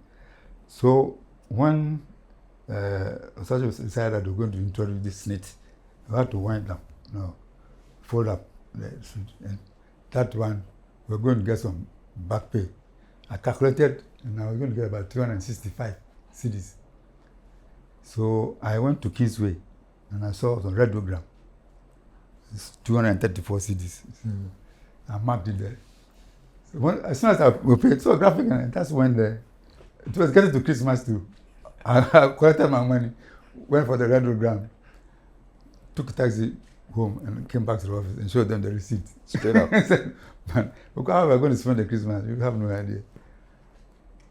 Graphic was a good place to pay. And then, because the seniors too, they were teaching us, at first I thought they were bullying us, but it was a good exercise. Training. We had a short man called Dumuga. Oh, man was a bully. Your young man will call us and say, what book do you read? Then he mentioned about, go and buy a better book. That man, he writes slangs. Yeah, that one thing I forgot. Graphic there, when you went, you had a small booklet. Said, so you want to be a journalist? I think it was printed by Daily Mirror. Okay. So you want to be a journalist? They ask you so many questions. And if you finish with it and you decide to be a journalist, then it means that you really want to be a journalist. What kind of questions will be in that book? Oh, I've forgotten about so many things. In the first place, what the son told us as a journalist, he said, look, if you want to be rich, don't be a journalist. Any journalist who is rich is a thief. So you'll be okay. I mean, you'll be okay, you'll be popular, but not rich in that real sense of the word. He says any journalist who is rich is a thief. Is a thief. That's what the man told me. So I never got rich till now. Because you don't want to be a thief. Because there are avenues, you can blackmail people and get money. Exactly. Yeah. You have a lot of power. There's power in the pen. So Dumuga, that's the advice he gave us. You'll be popular. Graphic. Oh. And we had Then the staff too, the management. This Estafori, I think the other brother was the manager, Estafori, Matas Fori. We never get broke. Even 2 weeks, if you go and spend money and come back, Bam, you'll be given some. So we have something like blue sheet. Blue sheet? Blue sheet, something I will get it. How do you work the blue sheet? So expenditure. Okay. Maybe we took taxi to this place. But yellow sheet, yellow is advanced. So if you take something small, they will take it. But so yellow for advance, and then blue for expenses. Blue for expenses. But most of the time, you not very accurate accounts. Yeah. If you go that, like I went to at that time going for some assignment and came back, and then we just making accounts. But we have people who are experts who show you how to make accounts. Me, I traveled. Somebody who didn't travel with show me how to do the account. Said, look, taxi from here to go and interview the team manager. Okay. Then from there you want to want their training. So and that. Do all that and then. He wasn't there, but he's telling you how. Yes, how to do it. Don't be messing. Young boys are. Wild. No, it was very interesting. And then because they liked the sports, it says the paper sells. Sports sells the paper. Yes, sports sells. So more or less given a special treat, And you have the sales, the circulation manager, Mr. Salah. Then you come, when there's a match, be a Kotoko verse in Kumasi, you come around 6 o'clock in the Sunday. Yeah. How is it? So Kotoko 1. Oh, okay. Then you call it, and make it 70, 70,000. Then increasing. Because they were selling 250,000 copies. Graphic. Wow. So increase the circulation, Kotoko 1. Yes, 1. Kumasi, no event. So buy more. You should make it 70. Wow. No, it was interesting. I can imagine. They can imagine. But and they were giving us a lot of training to in-service training, So because I didn't have any journalistic. Yes. So you learned on the job. And we had some professors coming from Legon to lecture us. Oh, really? I remember Professor AKB Jones Corte. The nuances of the profession. Apart from that, we had editorial advisors, white people. Okay. From UK. Okay. They come for some time and they were defending us, especially the sports. Yeah. The people didn't like our language. And then they told them, the sports page is for sportsmen. So if I said an offside goal, I'm not going to define what an offside is. If you don't understand offside, don't go and read the page at all. So we were protected. So as you had you can speak your lingo there. Did any story get you into trouble? Yes, but no. In the early days, I covered the press conference. But Peter Swanika, he was the chairman of Boxing Authority. If incidentally, our editor-in-chief, Tessin Kofi, he was also a boxing man. He had boxing. So I went and covered when the man came. And I wrote, the chairman of Mr. Swaniki, Swaniki, and it was published. Then I was summoned the following day. I was a bush boy. Look, nobody wants to see his name in print, wrong respect. If you attend the press conference, ask the panel, he will write the name for you. Bush boy. You haven't heard Swanika before. I said, I thought it was I. Said, no, never assume. When in doubt, ask. Salute. So I went then. So I tell my boys, I said, never assume. When in time, ask. Somebody want to see his name in print. Mistake? No, not in the graphic. Yeah. God said the space in the graphic is variable. Hey! Oh, anyway. How did you feel when you were getting the dressing down? Yes. How did you feel? No. Well, because that's how they must be. So I knew. Dumoga, you say it. Dumoga, because they were interested in sports, and since I told all the good people had left, so and our sports editor, he was more interested in horse racing. So they were going through our scripts, you know, the editors themselves. Did you ever cover horse racing yourself? I went there. I didn't understand horse racing, but the man forced me. Yes. So I went there. In fact, it was one of the graphic people, the seniors there were so. He asked me, left to my boss alone, he would just ask us to be writing something. We didn't know what it meant. And when he went on leave, we carried all the pictures to him because he can name a horse. Pass down, this go ahead. The horse, he knows all the horses. How do you follow these horses running so fast around the track? Are you also moving when you're following them? No. So how do you cover? Don't cover that. You at the tail end. That's all. Or you only cover the tail end? Yeah, we cover the approach when they're coming to the end. It's just the winner they are looking for.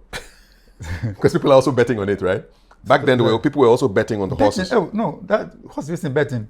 They run the race, they declare the dividends, pay before they start the next race. Wow. Sharp. Sharp.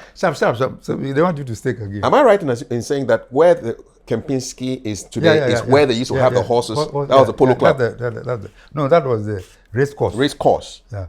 The polo club, the people managed to dodge it. It's at an airport there. Yeah, so that was a race course? Race course, Accra Turf Club, but the race course.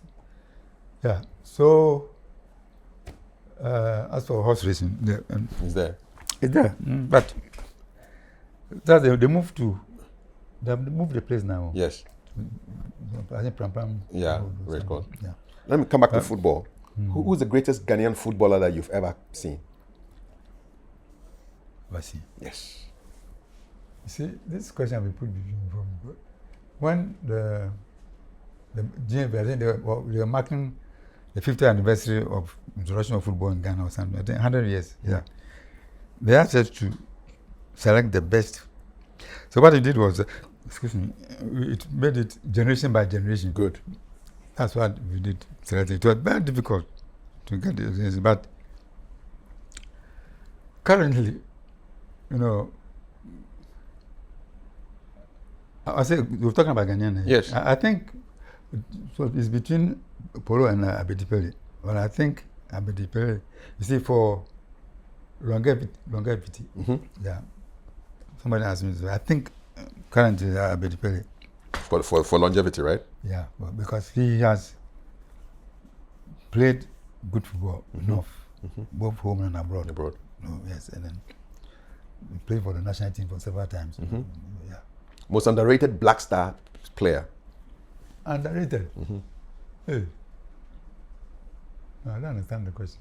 So a player who you know is good, but publicly they don't even really know that. They don't really see him as a great player, but this is somebody who plays really well and who had played really well. Somebody you covered and you thought, no, this person should get more plaudits than he got.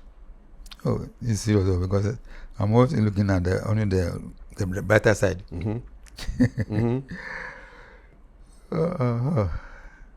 It's a difficult question. It's a difficult question, eh? Yeah. Difficult question. Because all the recognized stars, I know. They've been recognized. Yeah. How about Hearts and Kotoko? What's your best Hearts and Kotoko memory? When was it? I was following them when we were in school. But I mean, when I was, the coverage. Oh yeah. Well, so Kotoko, there are two loudmouth clubs. Two loudmouth clubs. Yeah. But I think Hearts are more vociferous. They have a louder mouth. Yeah, because they were called themselves Continental Club Masters when they had not even won the cup. I was telling Tom. But these Kotoko people, they are ready to accept defeat. I when they don't this way. But Hearts, they never say that. They don't accept defeat like that. So Hearts people are more fanatical than but on the whole, they're the two great teams. Yeah. I'm surprised that people are not trying. When Ohenjan became Republicans. No, people were Hutu at them, but they played good football. But nobody liked the idea. For those who don't know, who haven't heard of the Real Republicans, what's the history of that club? Well, okay, Real Republicans was the brainchild of Ohinijan. Who was Ohinijan? Ohinijan was the first director of sports of Ghana, but he had been in football for a long time, during the Kafui days. Yeah. So he loved sports to the hilt, and he had great ideas, His the Africa Cup of Nations, AFCON, had just started. So it was, Ghana had applied to host it in 1963. Ohinijan said, it will be a disgrace you host the thing and then you don't win. So he bought something, host and win. Yep. And he made sure that, or he planned that Ghana should have a very solid team. So he had this idea of camping players for a long time. But then how do you camp players with the various clubs? So he decided that you form a model club called Real Republicans, made up of selected top players from the competing clubs, in the league, those people in the league. So that's what he did. Did the clubs agree that he takes their best players? No, it was a hell. It was a hell. In fact, the club didn't agree at all, especially led by Asante Kotoko, who lost the services of Baba Yara and Dogomoro. They threatened to quit the league. And by so doing, Ohinijan gave them a punishment. So I'm going to tell that story. Yes. That by threatening to quit the league if Baba Yara wasn't released, Ohinijan dismissed Kotoko from the league. How? He had the powers to do so. He was the power. And brought in fact, he quickly formed a team called Kumasi United. Bought them jerseys, said Kotoko can go to hell. Then it was a big tussle. Kotoko, more or less the team of Ashanti. Exactly. Their politics. So Klobodisa and others, Klobodisa was a minister and a very famous minister at that time. Them started talking, meeting here and there. And I understand even the Otunfo was involved. Yeah, because that is his team. Yeah, that's his team. So eventually they pleaded with Ohinijan to tamper justice of mercy. Ohinijan said, okay, I agreed. But for attempting to disrupt the league in the first place, and then you are going to play the league, but you play the first round at Nkoko as a punishment. This was too much for him. He brought Kotoko back, but he said they will play their first game in Nkoko. You play their first round matches at Nkoko as their home ground. At the home ground. And what happened to Kumasi United? Did he dissolve? No, he dissolved them. After forming them? Yeah. Did they play any games? No, they didn't play. All this was before the league started. But they had not started the league. They were not going to start the league. Wow. They were not going to start the league. All right. So that's the thing. The thing of 58 league or so. Mm-hmm.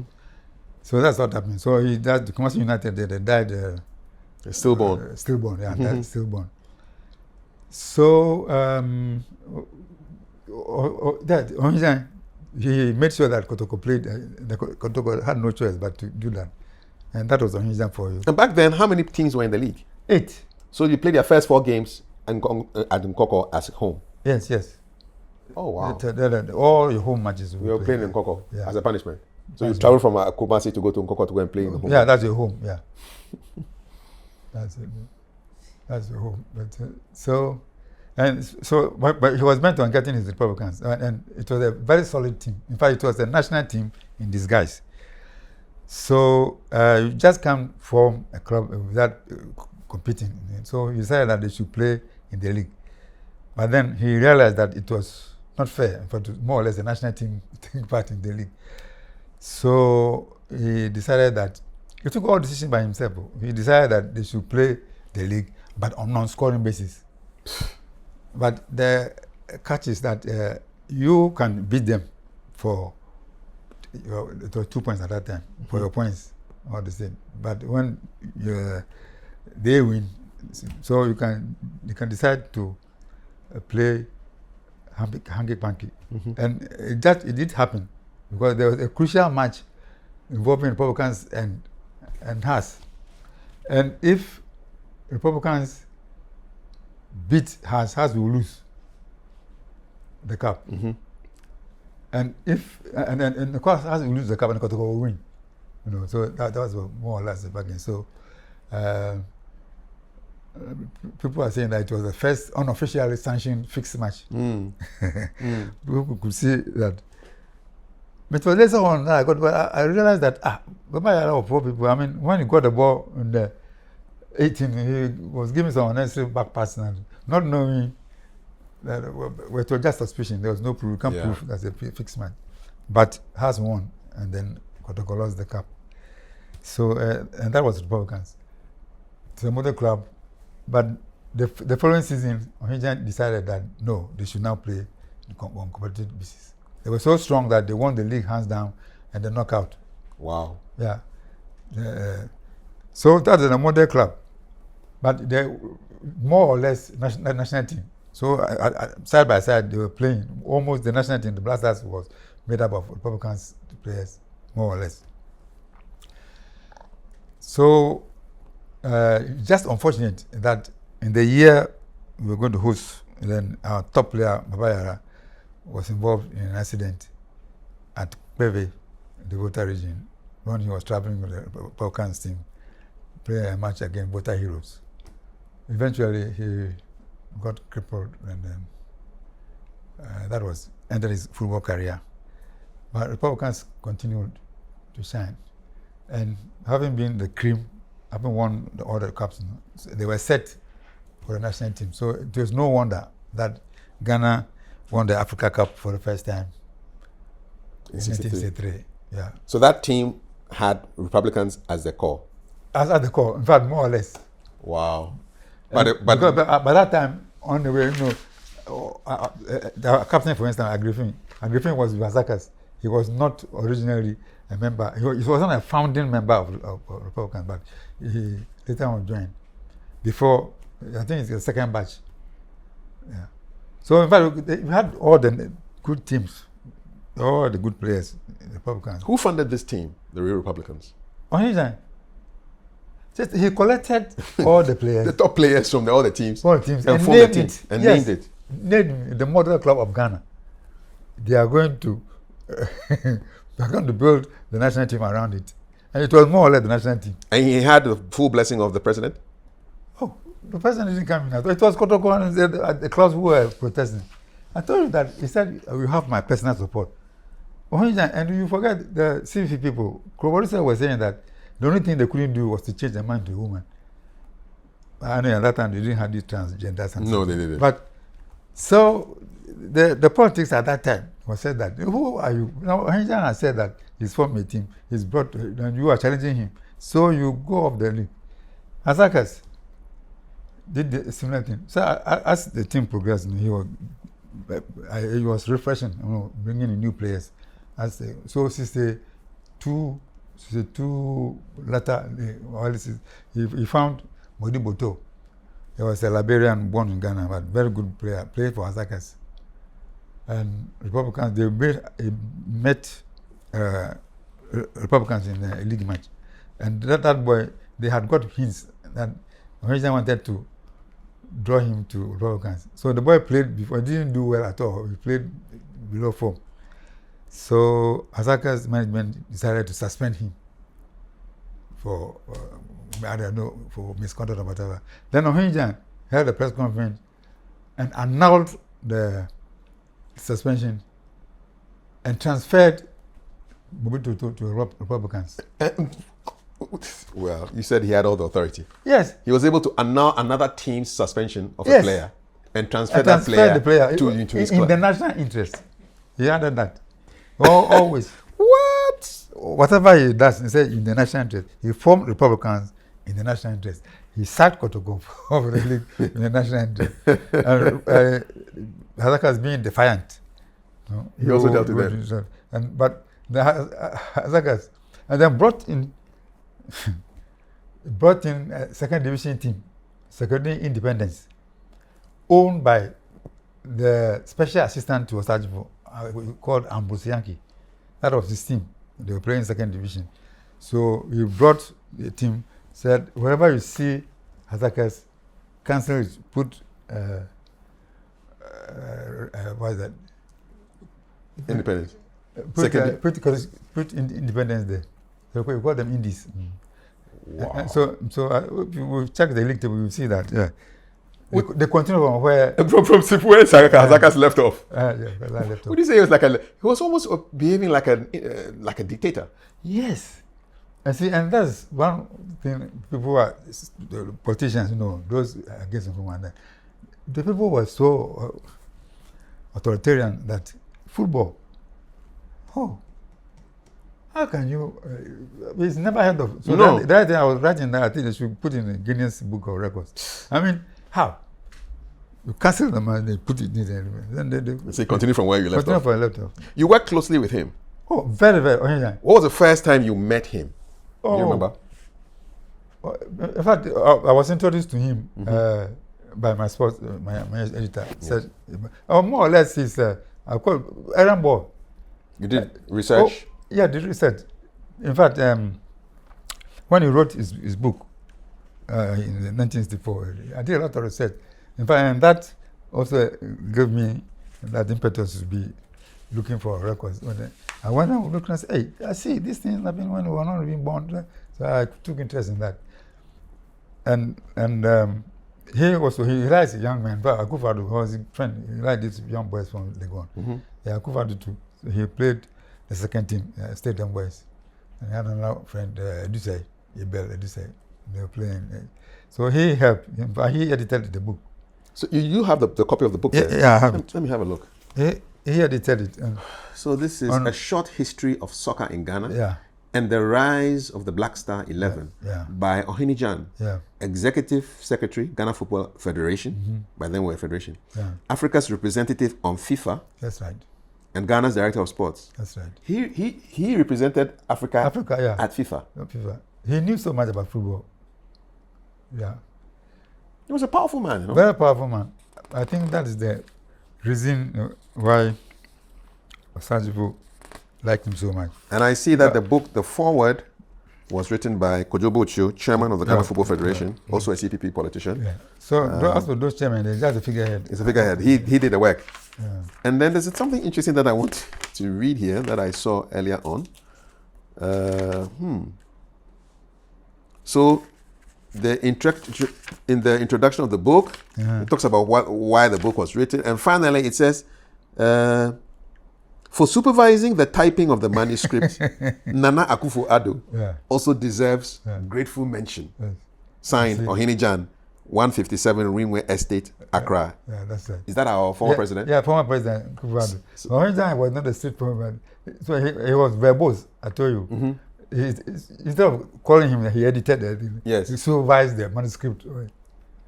So even if the first sentence of the book, you read. This is the first sentence of the book.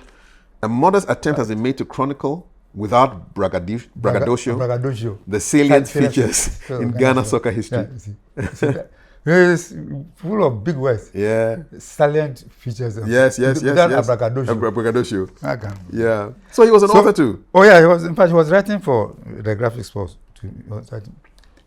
In your estimation, what is the impact that Ohinijan had on Ghana sports or Ghana football? I can't just say, but because he had great ideas. Look, when as far back in 1960, we had silver at the Olympic Games.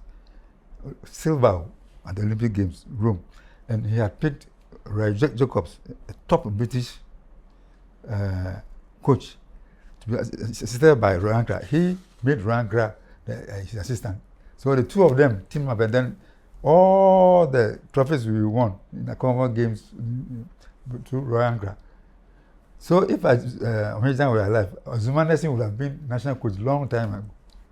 You would have been a natural progression. National coach, yes. Former boxer, then you become a coach. I don't know what they're doing, but now it's late.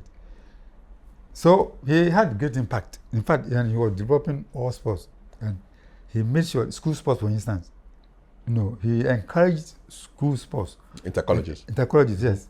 And he made sure that the athletes, the schools, they were honored.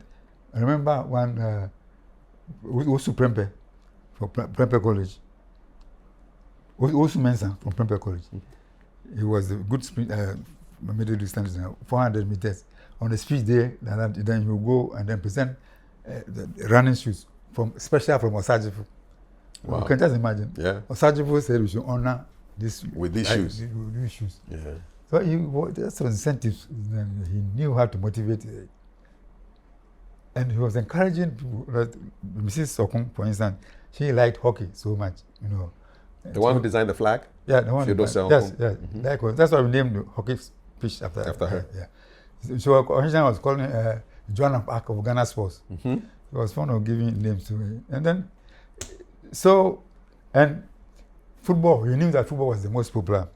So at certain stages, he said just for people to know what hockey is all about, he will play a mini hockey match, just for a few minutes, preceding a tough match like say Kotokan has. Oh, okay. Yeah. To put some publicity on hockey. Yes, yeah. That was so smart. at least people will say who are going to pay to watch hockey. So at least you will know. Right. You can ride on football. Yes, ride on football. Yeah, that's what he said. He said I'm developing sports on the wings of football. All the latter day sports. And that speech, it wasn't meant that side. But incidentally, Mrs. Okun's husband was what do you call it, chief scribe for the state. That's why he used an impactful man. Secretary to the cabinet. To a cabinet, yes. Yeah, secretary to the cabinet. Yeah. So he used his influence to get things done. To get that side. People didn't want that. Incidentally, at one stage, it was E.T. Mensah. He was mayor of Accra. Of Accra, yes. And then he was talking about, and so when he became the sports minister, I said, you see the wisdom now. We wanted to bring, you people said we didn't want us to put up the hockey pitch here because it's not in the plan. Exactly, exactly. But we said to attract, and then since the market is near, people will see what they are doing there. They are doing the hockey place. And that was how we cashed into the Abuscodians, who were playing hockey there, making so much noise. Exactly. And there was a time when the stadium in Accra was named Ohinijan Sports Stadium. Yes. And then the name was taken off. In fact, it's mysterious. I've tried to find out how this thing came about, but I can't find an answer. But later on, one day I wrote an article describing the whole thing as a farce by ruffians. And then someone wrote and said that I was being tribalistic and that it was the Ghana decision. I said, we don't have any official response from them. Mm-hmm. So as far as I'm concerned, I don't know whether it's the Ghana traditional. In any case, it's not their property. So how do they do that? I think that it's some, I don't know. They still have to explain. Do we respect our sporting legends enough in this country? We have to, because we, Banwedu in 204, he set up a committee to honor sports heroes, legends. In fact, I was a member of the committee. And that's how we had the Babaya Stadium. That was the beginning. Yes. We had the Babaya Stadium. I have the whole report. And I don't know what happened, but most journalists I talked to said they were not privy to that thing. I said, no, that's just the first phase. The first phase, Babaya Stadium, Ohinijan Stadium, and Azuma Nelson. Yes. Because Azuma Nelson, that's where he was discovered. In the Kaneshi? Place. Yeah, Kaneshi. Sports complex. That's why I made that. Oh, okay. And then we had Atramani there. We always had the sports hall, table tennis, and Mrs. Okun. The hockey pitch. The hockey pitch. So we had it's a whole book. We had some athletics events named after Michael Hay, table tennis, and I've seen so many things. But I've given a copy to the new boss. I said I should go to his mind. So I was wondering whether the ministers, they don't leave any files behind. There's a whole committee headed by Dr. Usansa. Yeah, Dr. Usansa. And this man, Arandiabi, was a member. He was a member. Even though he opted out quickly. That one I will tell you off record. Yes, indeed. So is there anything else named after Ohinijan? No. This one, instead of Ohinijan Stadium, and then we had the Bayera Stadium. And then later on it was the Kumasi, Tamale was going to give it a new name, but because at that time it wasn't set up now. I didn't have to later on, but it was the politicians who made it.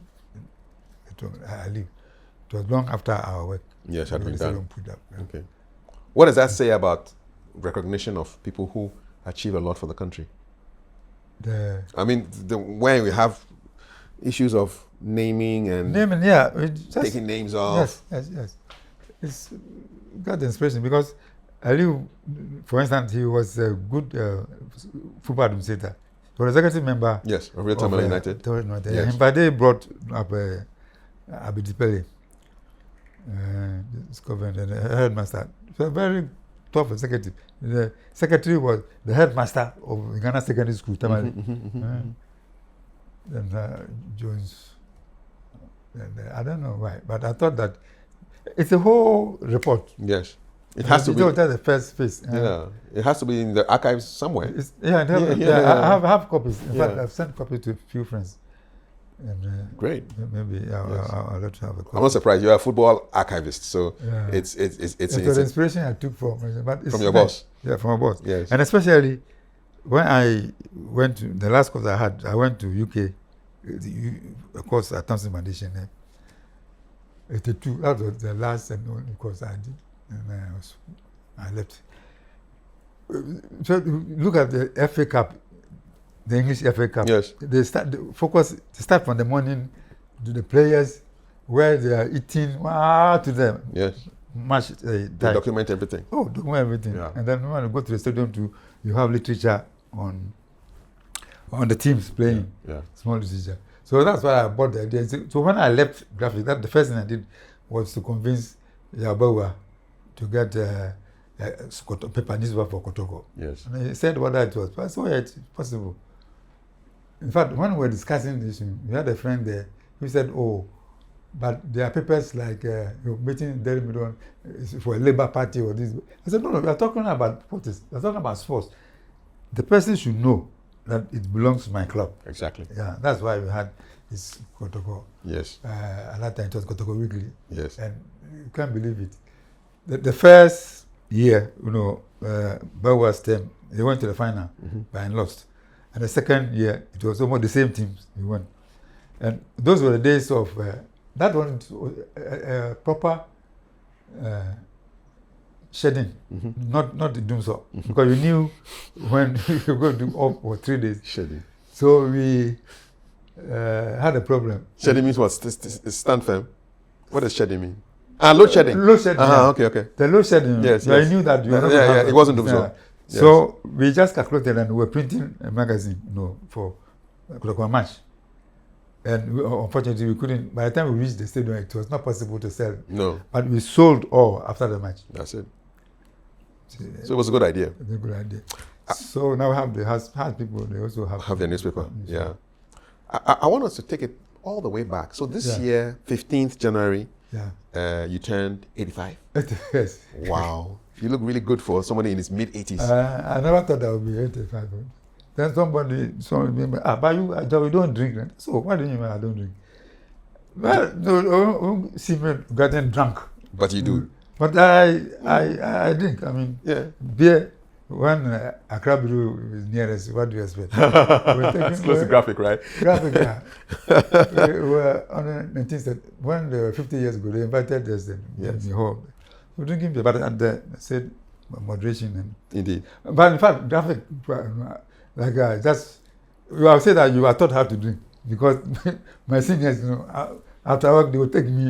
Exactly. And you shared a wall, right? Graphic and shared a wall, yes. Accra Bureau shared a wall. So they were giving us some free supply at times. For real? Yes. Were you giving them free papers in return? I don't know. Maybe. I'm not too sure about that. So our canteen was always stuck with them. With them. So 1931. So where were you born? So okay. My father Eastern region. Father was a school master. I attended about 5 elementary schools, you know, because except my father was moving around. Yes, yes. And your mother? Started. Mother too. My Suhum is the adopted town of the Akwapims. It's Akim, but I'm not Akim. I come from a mono group. Okay. But Suhum is our town. Just like in some Abri, they have taken over. Exactly. My mother comes from Mampong, Okay. Akwapim, and my father from a mono group. Just 1 mile apart. So I come from the middle. Yes, you indeed. know, in the middle you have Abutechi. Yes. So that's where I come from. That's where you come from. The middle. And then you said you went to various schools. Yeah, various schools. Because my father was there. First, I started at Amano Chrome, 1946. Okay, you were 5 years old. Yes. Then went to Agogo. Said, oh yeah, there's something about the networks of how to write. Yes. Well, then from there we went to Mpraiso. Then Mpraiso to Akwesihu. But from Akwesihu, I attended Abitifi boarding school. Presbyterian boarding school. And then from Odan and second school. Bokwa State College. Yeah. What was your mother's profession? What did your mother do? Hairdresser and baker. Okay. Baker, yeah. All right. So you never ran out of bread? Not at all. And I eat bread. I can eat bread as a meal. You were trained on it. Trained on it. Now I understand the toaster. The Lydia yes. toaster. What kind of bread was she making? Those days, the sugar bread and then the tea bread. You know. Okay. So those days, okay. Go and put this in the oven. So we were doing it. Describe the smell of fresh bread. Fresh bread. Good. I can eat bread. Now I've stopped. I think the doctor has told me not to eat too much bread. Yeah. Really? But did you know how to bake it also? Yes. You could help your mother? Yes. Oh, we're doing it. Okay, so a baker. Those days they call it child labor or something. No. We help your mother. Help your mother. Yeah. Go and test it. Then have your special. You do one for yourself. How early will she wake up to bake the bread? Or is it overnight? Yeah, it's overnight. It's overnight, so, yes. Because it has to rise. The dough has to rise. Yeah, we'll do it in the morning. Yeah. No crumbs at all. Because of the training I had at between boarding school. So yeah. That's for I tell these boys that that's for hardship today. So when I went to secondary school, I said people have been homewood long ago. What was it like? What was it like boarding school in Abetifi? Abetifi. The senior who just call you sitting now, he's on the bed. He said if you call him and he responds, it means he's asleep. If you call him and he responds, it means he's asleep. And you're waking him up. So you just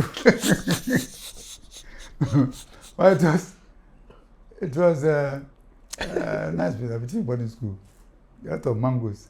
And that was where I was from 3, yeah. When Kotoko and had a match there something ago, but it was we were on holidays. So when we returned, it was school park they were using.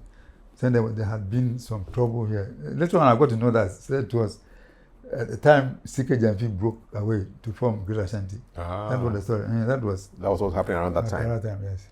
Because he was punished for raising a team the name of Kotoko when it's unauthorized. And Jambi, being a stubborn guy, yes, walked off and then formed Great Ashanti. That's it. And left and came and joined Hans. That was CK. What is your favorite memory of him? Oh, yeah. That's what I said. I said it's a very defiant character. But he was positively defiant, yes. And I said that they had a drinking competition. Yes, I do remember. I was traveling with him, so it's a very, very, very nice character.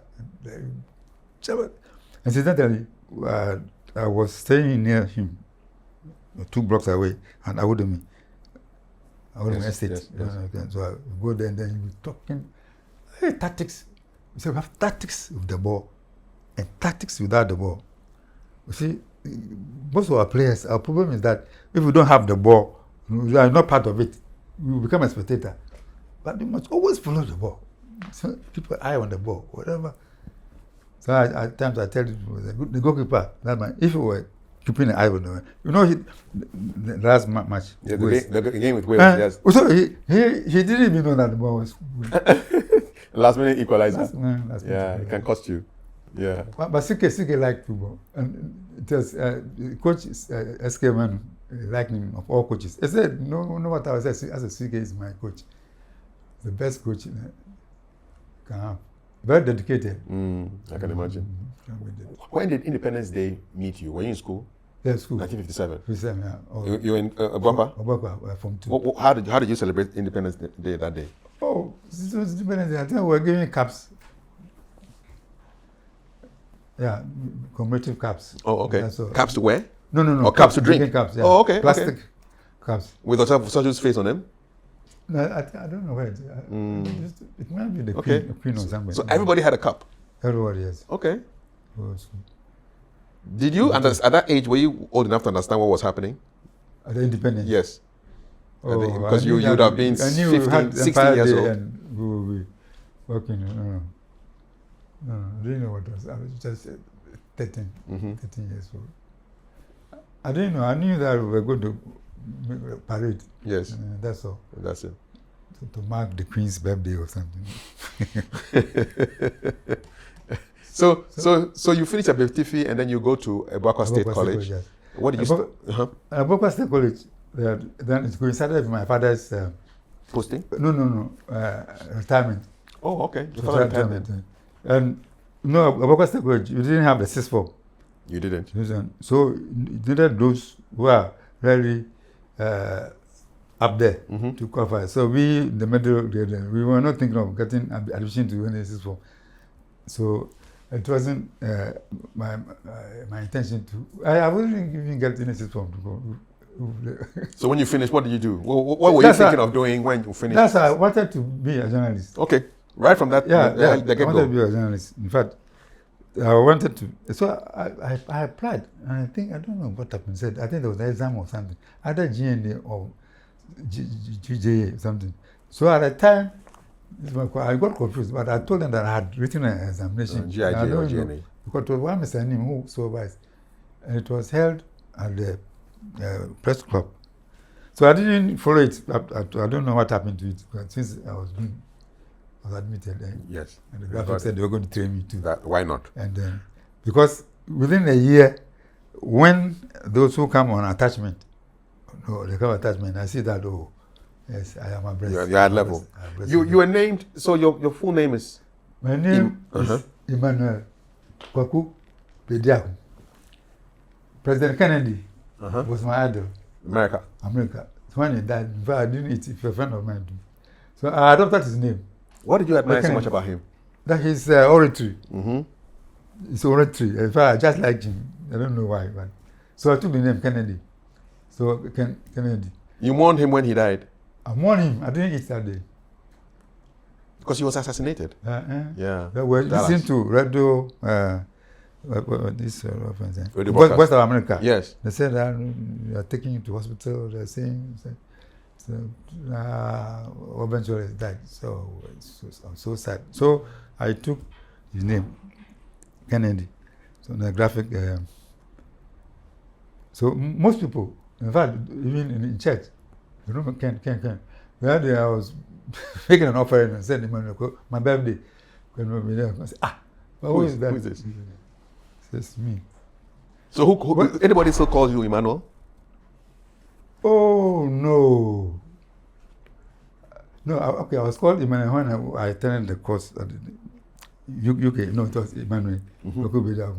And then there was a short prep. In fact, not with me, but I was the person who got it. He wanted a headline too, but I had read it somewhere. So I got it. So that I said, Emmanuel, you got to work at Free Street. I said, thank you. Yeah, in the UK. It's so much reading. We're reading them. They got you there. They will give you the whole thing. Then you want only 2 words as a headline. Yeah, the British are really good at crisp headlines. Yes, that's the headline. So that was that. That was a training. Training, yeah. You have to find 2 words that should be the headline. That would be the headline. Wow. The whole word. I was lucky. Nice. I had read it somewhere. Yeah. So I said, let's pulls apart. That was the headline. That's the headline. So the man got it. Nobody got it. So when I got it, say, Emmanuel, you get work at Free Street. So we don't know that. You were ready for this long ago. So is there Kennedy on your documents now? Your Ghana card and passport? No, Emmanuel Kennedy, Kafui Dey, yeah. Okay, so it's there. You named yourself?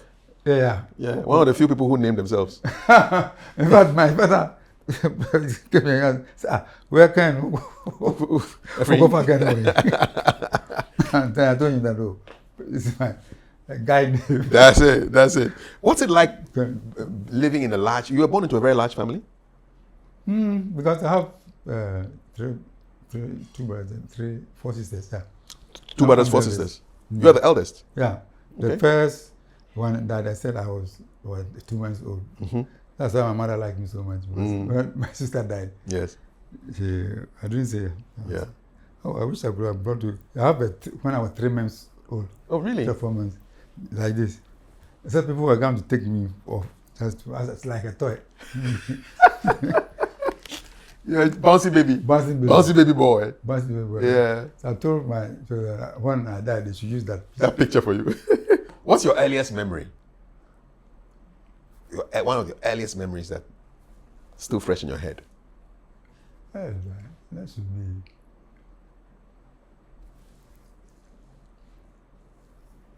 I don't know. I don't know whether that is too early, but this one should be about 10 or so. I think when my third sister was coming, I saw my father, my father running frantically. No, do you know where he was going? Not knowing that my mother was expecting. Later on, I got to know, what is this? Going to turn her whole house upside down.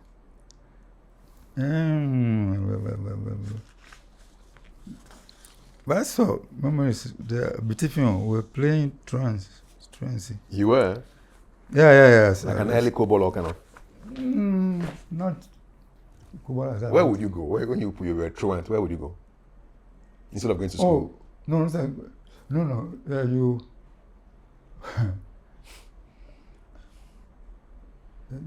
See, the headmaster was my father's friend. I think he was taking too much interest in my activities. And that's why you could say I was dirty. And I was dirty. We tell the school that this man is dirty. So some people even call me dirty. My khaki was dirty. And then I like it. So I wanted to. And then to try because they were behaving. Some bungalows around school, and it's a guava, and we're going to steal some guava. Guava, yeah. Was Abetifi a mining town? No. Not a mining town. It's on the top of the hill. A lot of mangoes and trees. This presby, for they have seminary, Okay, to train priests. Yeah, to train priests. So I think I went to steal one of the mangoes. He was chasing me. And I jumped. But I said, I had so the man who was trying to tell them that the person had a haircut. Yeah. Yes. I remember that one. You escaped his clutches? Oh, I ran away. No. He was chasing me. I ran away. But those days, we were taught how to burn charcoal and then hunt rats. Yes. What's the best technique? How do you successfully hunt a rat? Yes. What do you do? You have to get 2 people. You have to have 2 people. But you have to be very careful. The one who stands, you'll be smoking. Okay, so you smoke a place. You smoke the rat out. Yes, the rat out, and then you find it, and you come out. You come out of the other exit. Other exit. Rats always have like multiple exits, right? So the person standing, as I should be very careful, because if I'm not, somebody nearly cut his own ears. So were you the fanner of the fire, or you were the one who was waiting for the rat to come out? I was fanning. You fanned the fire. and the rat comes out. Is there a sack? I mean, how do they trap the rat? No, you. Oh, when it comes out, you chop it. Yeah, you chop it. Hey, otherwise to run. If you run away, you have to change his hand. If not smart enough, go. Did you ever cause any bushfires by mistake? No. The place was already bush. So you were the funner? Funner, yeah. Because you need an expert you have to time the thing well, otherwise. Hand to eye coordination. Rats. Yes. And then what do you do with the rats? In fact, we sell soup. Yeah. Oh, it was a business. It was a business. It wasn't for consumption. When I went back home, I told my parents, no, Aquapum, they don't eat rats. I said, oh, we're selling the thing in school. We say we don't eat. Yeah, I'm eating. So you are. Who were the people buying it? Oh, the students. Oh, you sell to the students? Oh my. Was it a good business? Oh yeah, at least you get what you can.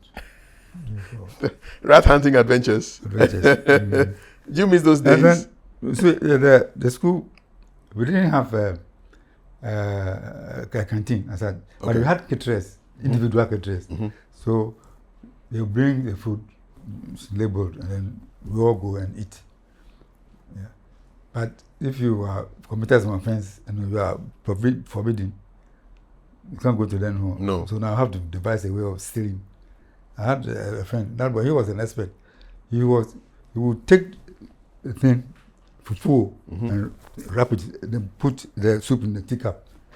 Fufu, he will wrap the fufu in a rubber bag? No, newspaper. In a newspaper? And he will put the soup in a teacup? A cup. No. In a cup, and then walk out of the place? You will not know that.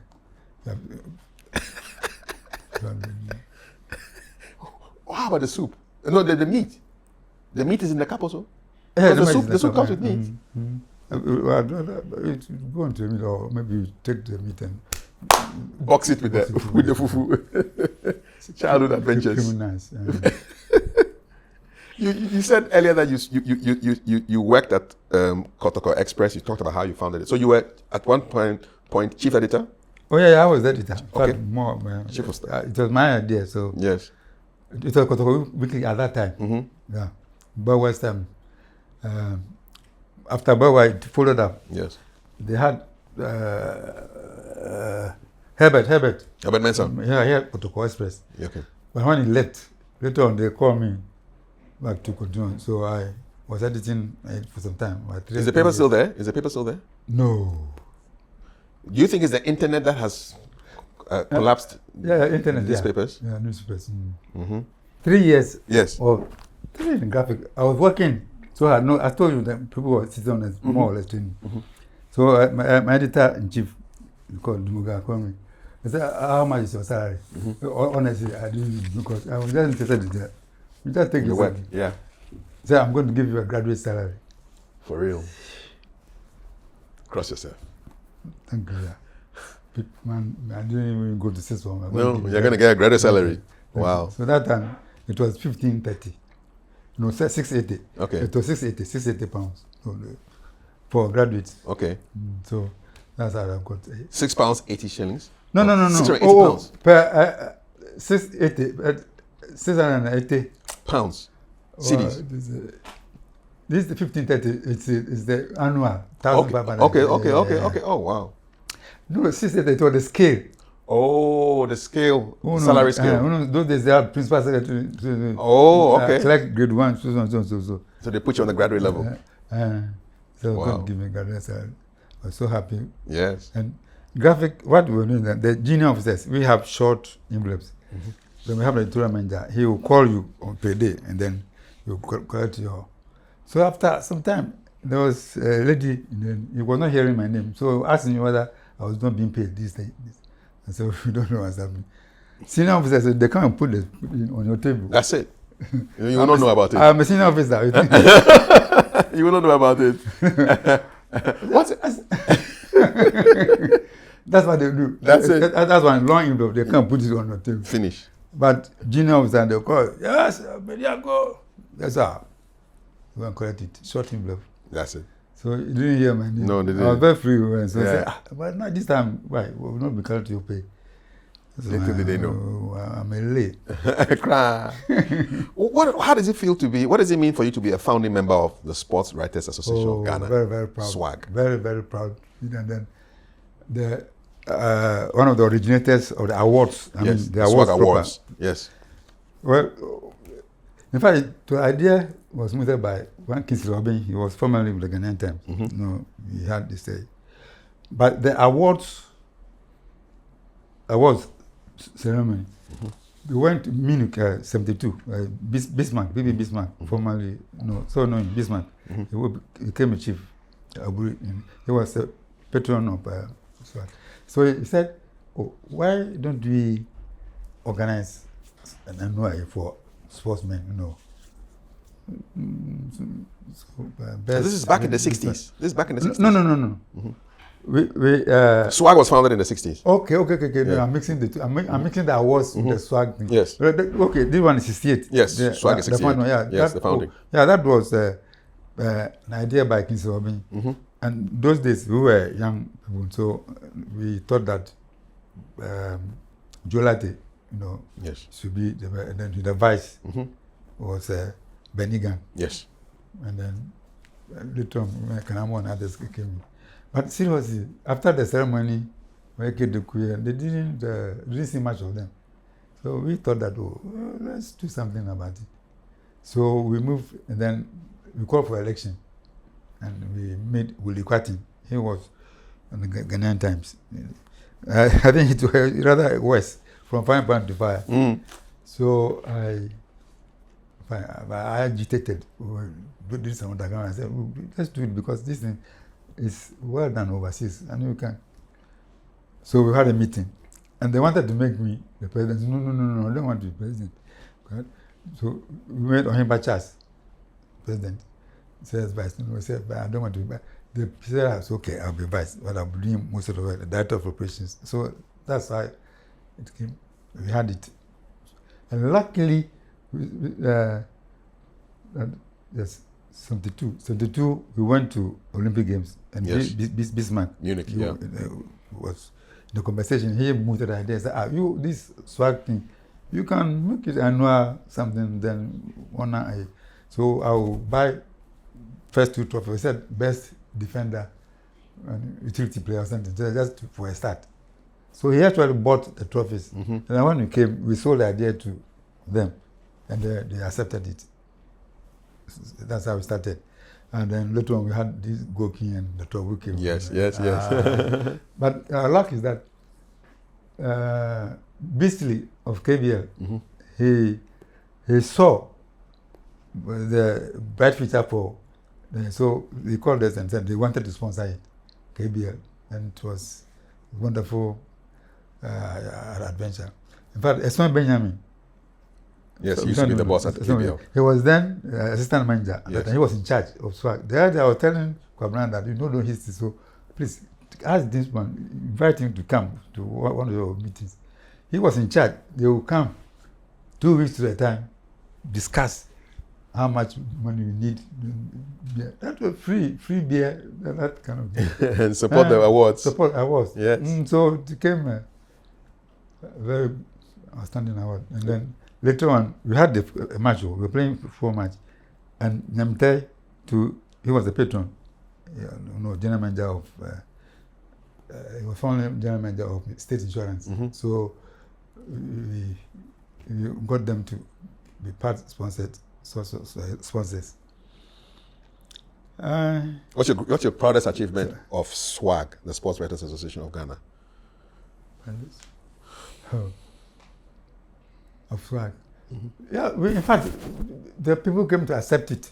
So it's a credible voice. In sports. In fact, one day, and the invitation cards were distributed myself, me and you, make sure that we can't get the whole stadium. No.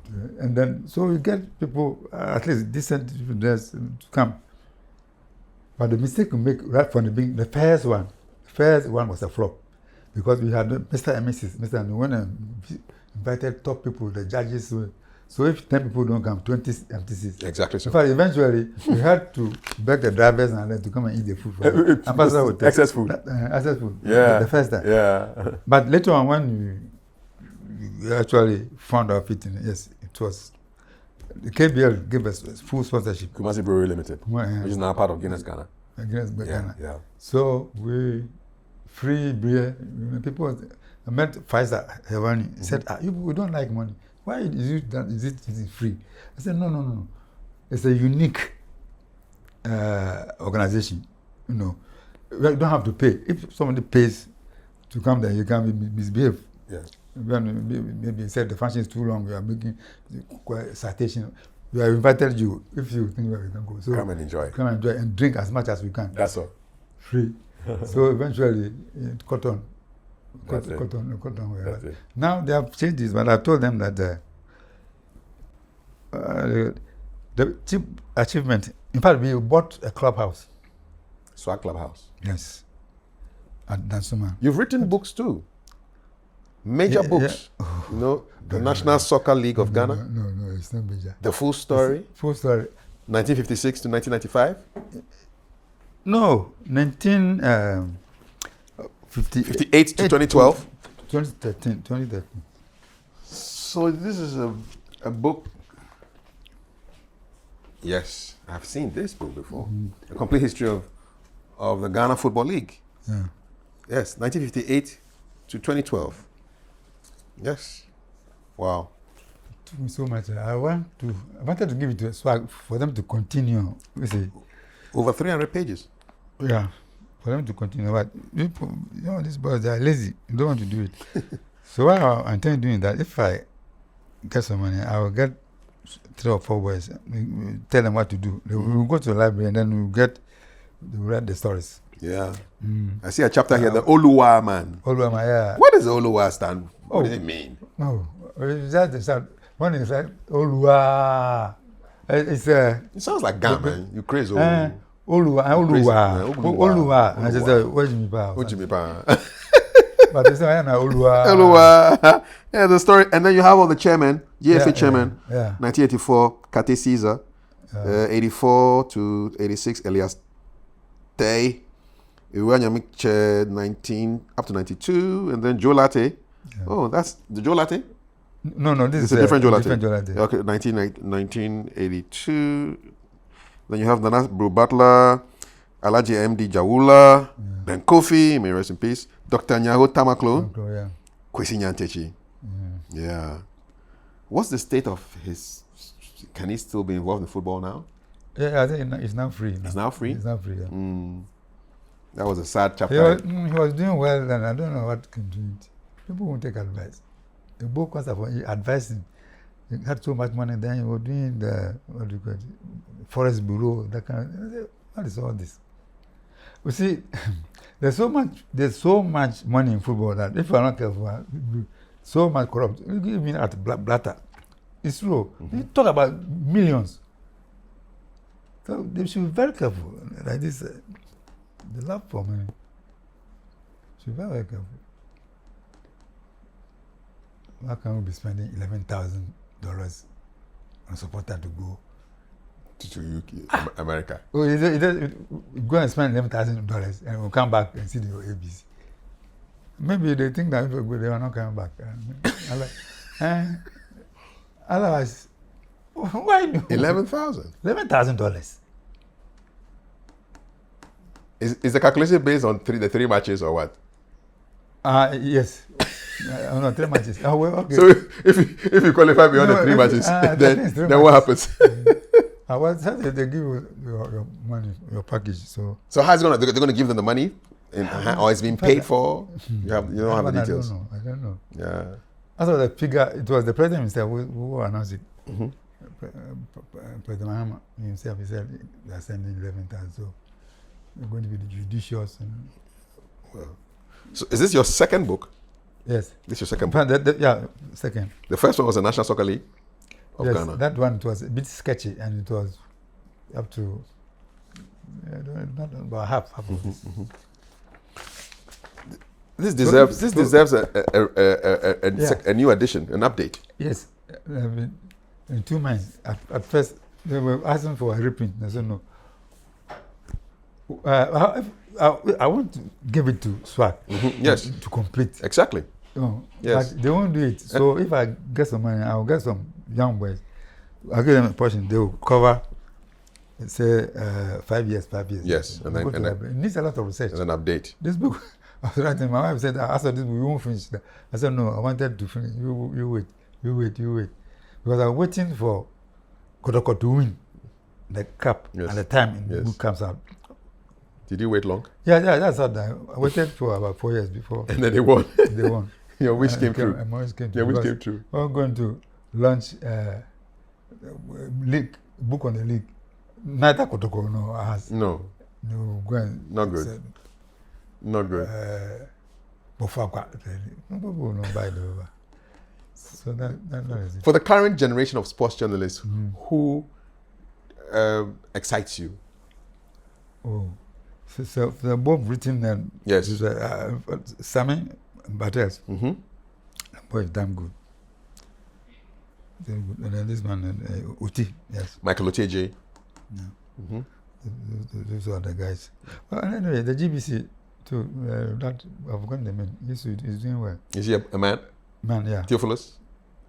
Sampa. No, not Sampa. Kwame Iwa. Oh, Kwame. They say is of the previous generation. The boy that might be there. Oh, he's a dark guy. Yeah. I know. It's on Sports Plus. They are doing well. Sports Plus. Yeah. Isaac Tete. No, the two. There are two. There are two of them. The two of them. They are doing okay. well. All right. Okay. Well. But as for the other stations, just copying blindly and shouting. What do you make of that commentary style? I mean, because I tend to think that the commentators shout too much here. Shout too much. In fact, when Joe Latte died, yes, and I think they were playing, then they played just a minute of his commentary. So what? Within a minute or two, you can capture the whole. So the descriptive skills, right? What? But they're not trained, so so we can't go too hard on them. It's a training. Some say GBC with a whole lot of different. They're not trained. What was the highlight of your time at the National Sports Council? Oh, I was a board member. Okay. I was a board member, and then after the management committee going back, and then this committee. The committee that's the first committee was the stadium probe. The stadium probe. The disaster? The disaster. 2001? I was the only non-professor on the... really? Yes. The May 9th disaster? Yes, May 9th disaster. I was the only non-professor. On that committee? So I was saying, hey, why a professor? I'm going like that. Yes, were you in the stadium on the day that thing happened? You know, that I was in the stadium. I have a friend in Kumasi, let's football. So I called, he said, let's go. This is good. We are making too much noise. It happened this much, too much. You go. So, I've come away from Kumasi. You go. Last minute, I told a lie. I said, I left my press card home. So you just go. It's a friend, it's a doctor. I said, I left my press card home, so I couldn't go. So immediately after the match, then he was the first person he called. Hey, trouble about match now was woman. And the development. I had a hint. I mean, they were making too much noise. I said, no, I don't feel like going. But the probe, I was. We went to UK with this man, Okujeto, Mr. Okujeto. The senior. Hey, that's proper Okujeto. Not the younger one. Oh, that man there, Okujeto is a nice man. So I asked him about, so your nephew was then. You talked to him. He said, what did you go? You start taking some. Young man, you are doing well. But, sometimes you have to behave like some judge. You are a decent person. What did the probe achieve? The stadium disaster? At least, in fact, this national ambulance thing, that was this man's recommendation. National ambulance, yes. And then we looked after those people who suffered. Yes. It took time, Ghana go. Said man has 2 wives, children of going age. But we spent a lot on them. We had even 2 doctors also. Up to out of sir, yes, sir, we want to pay your fees up to whatever. Okay, and some people took advantage. Yeah, it took. Right. And became PhD. Yes, PhD, 2 of them. Oh. You see, the reason why I didn't want to make so much noise about that thing, some time ago, people called and said, I want to talk about it. I said, no, I was a member of the committee. I'm not a chairman. Yeah. I said, oh, what do you remember? I said, no, I'm not a spokesperson.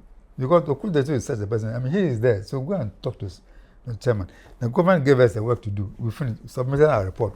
Why go about talking? That's the place. It's 25 years since this disaster happened. What has Ghana learned anything from it? Well, at least we've made changes at the stadium. In fact, it was badly constructed at the time. The fans, they were just blaming Bediako for the seats, but it was shoddy work, very dangerous, more or less a death trap. Yeah. And then we said they shouldn't go to stadium armed. People went to the stadium armed? Yeah, some armed. And then even I'm talking about the armed police. The police, okay, yeah. all right, okay, Yeah. okay. They used tear gas, and that caused a lot of commotion. Yeah. So at least some good came out of it. Oh, some good came out of it. Yeah. I know there's as we prepare to wind up, I know there's a project that is very close to your heart, and this has to do with a sports museum. Yes. Where's the idea of what's the level of progress? We have the pictures already. It's a small company, it's a friend of mine, you know. And I've talked to the chief executive once, and he doesn't seem to be in control. Chief executive of Sports Authority? Okay. Is that Yeah, so it's a colleague. I went and gave him a book. But he's saying that this sports complex at Boteman has not been officially handed over to him. And I don't understand it. So he's waiting. There should be official commission. I don't know who is in charge. But it's part of the plan that there should be a sports museum. And I'm prepared. We are prepared. In fact, we have a lot of pictures for the purpose. We should start as early as possible. Are sports people donating their gloves and their boots and their jerseys? I told you, the Olympic Committee, started in Kasajan. So I got BK Men's the medals he won in Perth. Later was chasing me for it. He said, this is my only thing. And so now I'll put it there for prosperity. One are dead. But he collected it back. So we have a sports museum that's there. We have to. We are still working. In fact, my friend said we have to see the sports minister. But I'm telling you that because of the focus on the World Cup and all that, I think we have to go and come. And the chief of staff, he mentioned something like that when he was inaugurating one of these. Mr. Deborah? Yeah. He saw it something like that in Germany. And he was so I told my partner that he says he knows him. He looks like he is interested. So she said the idea to them. Why is it important to have a sports museum? Oh yeah, for posterity's sake. You know, because the first time I saw the museum was in Berlin. I went to Berlin. First time I went to Europe, 66. My first experience of going outside the country. Those days when you traveled, you know, there was a fresh from the coup. You had to get exit permit. Almost like a student leaving campus. Yes. Exit permit, permission to leave Ghana. Exit. It was a Burma camp, this side. I work. Wow. Exit permit to leave before Ghana. you go out. That was April. You can just imagine. And yes. the coup was in February. So when they were asking me questions, that man, that man is a fine man with white handkerchief. Why did you? I said, well, I don't know. Maybe his foreign policy was good, but those at home, that time I was young and just couldn't give any. People were surprised. So I was young, so I don't know. Maybe it's people like him, just mumbling something. So you went to Germany, and that's when you saw the sports museum for the first time? Yeah, Munich Stadium, Jesse Owens. I said, what? We need this. 1936, mid-1936. Yes. They renovated. That's the idea I want to send to them, the Babaya Stadium. That you should know why it is called Babaya Stadium. Exactly. That's the name. I have the script, everything ready. we have the pictures and. Well, I hope it comes to pass because it will be a really something for posterity. For posterity, in fact, the national, we have a the sports museum properly and the complex there. Couple of brief questions before we go. Yeah. Most imposing, most impressive stadium that you've worked in? What? Yes. Which stadium has really impressed you in all the years that you've worked? Because that would be because it was the first time I'm going to Olympic Games and seeing the so to be the Munich stadium. Munich one. Okay. You can just imagine going to Olympic Games for the first time and the atmosphere at the press center, 400 meters, Akibwa, 400 meters, he won. The white people, they were carrying me. And I said, no, I'm from Ghana, so it doesn't matter. Black man, yes, man, has won.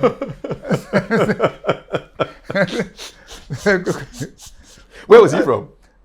Uganda. And he won? He won the gold. He won the gold. So and they carried you. You became a Ugandan. I said, I'm from Ghana. But the press box atmosphere, no, I can't watch the matches in the VIP stand. I'm used to sitting at the press box. Where you joke, talk, and do all things. Go and sit down official watching football match. So it's in the press box. Press box. You have a good view of the game? Oh yes. Always press box. Good view. You have the best view. You can express opinion. You can do whatever you like there. If I go sit among the Kotokosuwa, said, I think he was sitting among corner something, man. The people say, Asante Kotoko say, yeah. Don't say anything. Your mama, you couldn't go. Safety first. Safety first. Is there a country that you wish you had gone to? Because I must imagine that you have traveled many parts. No, in fact, since I've been to Israel, I think that should be enough for me. What took you there? It was a UNESCO program. That was 1996. I was of the statesman. Okay. So for some editors of private owned papers, at that time I was editing the statesman. I went to Bediako from Ghana. It's a wonderful thing. They all go and say, what they are saying is true. What? All the holy sites. Okay, they will say that the Catholics they are in control of everything. All the holy sites have their symbols there. Catholics. Hey. Went to. But whenever I go there, they will take you up at least for 6 days. But there is not part of the program, but once you are in Israel, they know that Bahamas. So they arrange for you to go there. Sea of Galilee. And then what freaked me was the Dead Sea. Yes. They will say, oh, Dead Sea, you don't sink. I said, how? This is impossible. And it's true. You wonder, you don't sink, you float. You float, but you just spend not more than 10 minutes. Because it's so salty and so full of acid that even a small scar, it will be white. It will irritate you. As soon as you have to go and wash. But it's a wonderful place. They said the man told us that by swimming in this Dead Sea, you add 15 years. Make it all mine now. 16 years to your age. Oh, it's interesting. It's interesting. Yeah. But this war, they to never stop because they are always on alert. They're always on alert. Always on alert. Too much. He said, no. We went to what the hills, there was in the mountain there. Your most memorable sporting experience? Most sporting experience? I don't think so. Everything will depend, it will say on you. Because since my first impression of the Olympic Games. That is stuck in your head? Yes. Greatest disappointment? Oh, there's one thing about what? Okay, maybe I would say about the Montreal thing because we had gone there, prepared. And then you can't can't just imagine. So we went to the opening ceremony. The Queen Elizabeth came. I said, why should you leave? And everything paid for. And then you couldn't do it. So said, okay, at least let's watch for some time. So 3 days, it you go to the press center, the atmosphere is that you are the only black face there. Your athletes are not here. So what do you want? So my friend, let's go. The missed penalty in 2010 didn't disappoint you that much? Oh, it did. It did. Because at that time we had, let's give this book. We had printed this book. So, sorry, I'm not dragging my No, you're good. You printed something, huh?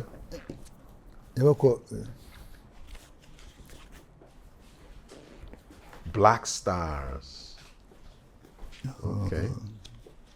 I did it. Black Stars, The Long Road to Greatness. This was after a photographic documentation of Ghana's football history. You may just use this for reserve it for you. Oh, thank you so much. So was this book there around the time of the 2010 World Cup? This partner gave it to some woman. Said the woman was working at the embassy here. We gave them almost 2,000 copies or something. The one they said left in some garage or something. I don't know.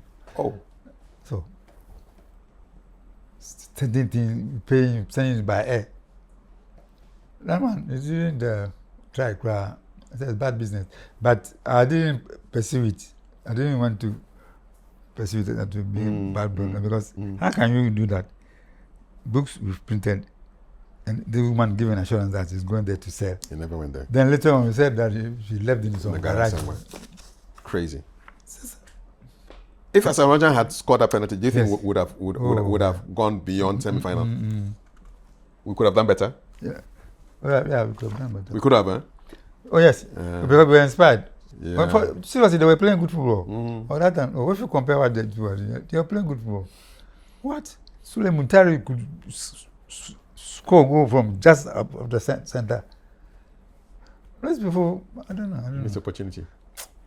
Man, the only person I trust in the team is Semenyo. As for him, because he decided on his own to come and play for, and then you see that he's playing with his heart, right? Oh, and he will go up. He will do well. He will do well. Are you some of the people who believe that Dede Ayew should have come back? Oh no, it's not easy. You see, that's one because you don't see much of these people. So, if at least they know the next performance, so I don't. And he's dedicated to it. They know that. Oh, yeah, he is. He's a dedicated man. Yes, see, he is. But people will say that because of what Bediako and blah blah blah. But why do you think Ghanaians kind of make them suffer for their they make them suffer for their father?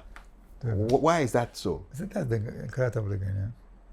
That I wrote something about him. I said, look, Abedipele, we made him the swag. It was a swag property more like. It was so good. We made the coach player of the year, 77. And then SK Menu gave him scholarship. SK Menu was a patron of swag. So to go to a secondary school full of, he will pay everything.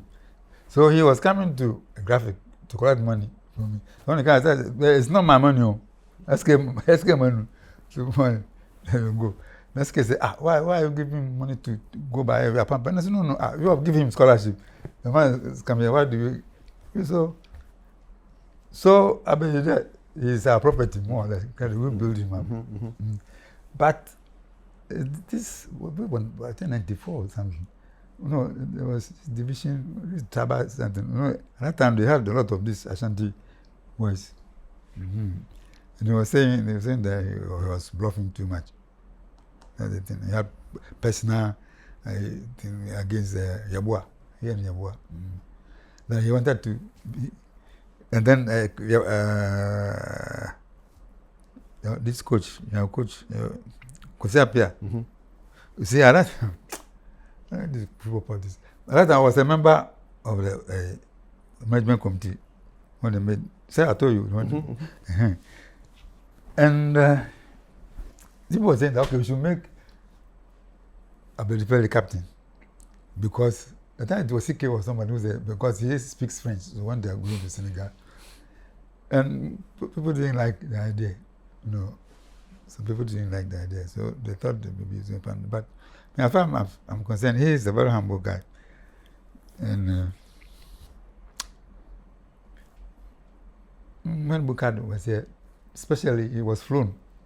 Bukad, when he was flown here, you come maybe Abu Jones, they didn't handle it well. No, they thought they didn't handle it well. But I saw Bediako is soft-spoken, right? So one day I met him at the post office. Accra post office. I was talking. Then soon a crowd. Then I wondered, who is this man talking to Abedi? Abedi was saying, "Oh yes, sir, yes, sir." They didn't know. Then they said, Abedi said, "Yes, sir." They didn't know. They didn't know. Oh, Abedi, a great player. Oh, good player. As a historian, sports historian, archivist, what stories do you fear may disappear forever if we don't trap them? Oh, sorry, the Ghana's football, the achievement records. If you don't, because the one I published, in fact, I was going to, I even forgot. I was not going to. Hey, so this is what we did, you know. Yeah. And unfortunately, now that we have British football, the focus is now on English football. So people think we didn't play the football. When they see empty stands, I say, this is much being played behind closed doors. Because you can visualize when it was full. People are climbing the pylons, Kumasi Stadium. We have to go and beg. Oh. Kumasi, the Asante people say, we just increase the price. We will pay. Increase the price. We will pay. It was that good. Oh, no. But I think they should sit up. What they are doing, this well, it's not good. I hope that it doesn't affect the players. The players must know that they are there on merit. You know. Yeah. You shouldn't interfere with selection. I mean, that's me. What do you want young sports journalists to learn?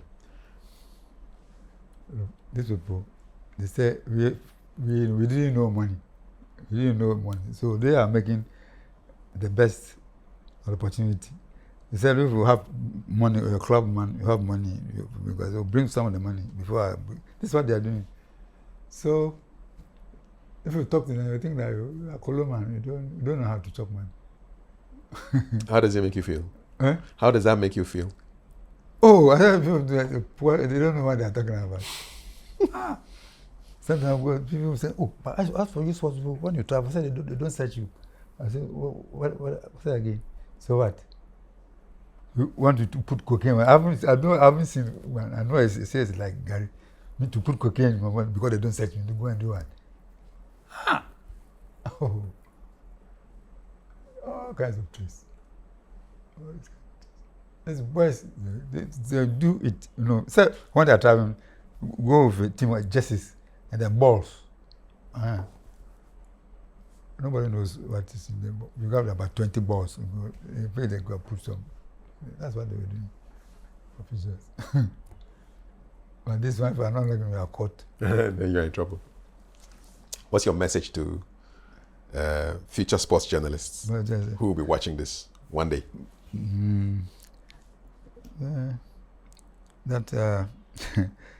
No, it pays to promote. They should learn and promote the game, you know. But that was the idea of this work. Promote the game. When we started giving donations, we organized and got about 24 television color. I didn't have color TV. I would get them out to the. It didn't even cross my mind. Say we should take one. No. Oh. And the kind of shop. So I was distribution cards and he met me. So you invite me. So, your invitation card is here. I was going to I give it to him. So you are honest person. He thought I was just looking, just trying to no, that's fucking. I don't blame him. That's the norm now. It's cash, so let them. Yeah, so they should promote the game. Promote the game. But that Okraku man, I don't know. And he's got some. The only good person in there is Alaji. What's his name? What the man who caused trouble? He's the Kumasi team. He has an interesting way of communicating. Oh, Alaji sound. I know the one you're talking about. I know the Grusa. Yes. Alaji Brusa. Brusa is a good friend of mine because when he formed his team, the 70s, he came to Graphic, he said, was forming team, King Faisal, go to Mecca, you make me good, don't worry. So I'll publish it for you, don't worry. The one I go to Kumasi, he brings me to man. My very good friend. Some time ago, I met him at the ministry. At the time, I think they had called the Black Stars to come, but 2 of his players, he had sent them abroad for trials. So I met him at the stadium and I said, Alaji, now Black Stars before I also go down camp. Look at my brother. I said, can I'll beat him and be Sam. That's it.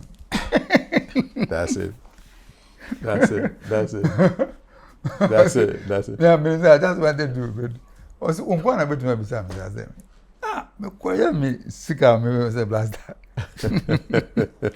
But you're hopeful that we can do something at least. Work up. Yeah. Oh yeah, I mean the first match. You see, this boy they showed a lot of enthusiasm. That match. In the Wales game. Yeah. The Wales game they did. Okay. So I had expected them to match up with Semayo, so that, but maybe they will do it in training. So okay. Honestly, after the first match, we don't have any choice. We have to win. We have to beat Panama. We have to beat them. We have to beat them. We shouldn't lose that match. If we lose with England, didn't you know? Because that Kane man, they don't know where he gets his goal from. Mr. Bediako, it's been a real pleasure. Yeah. If you could recommend somebody else for me to interview in the world of sports, who would that person be?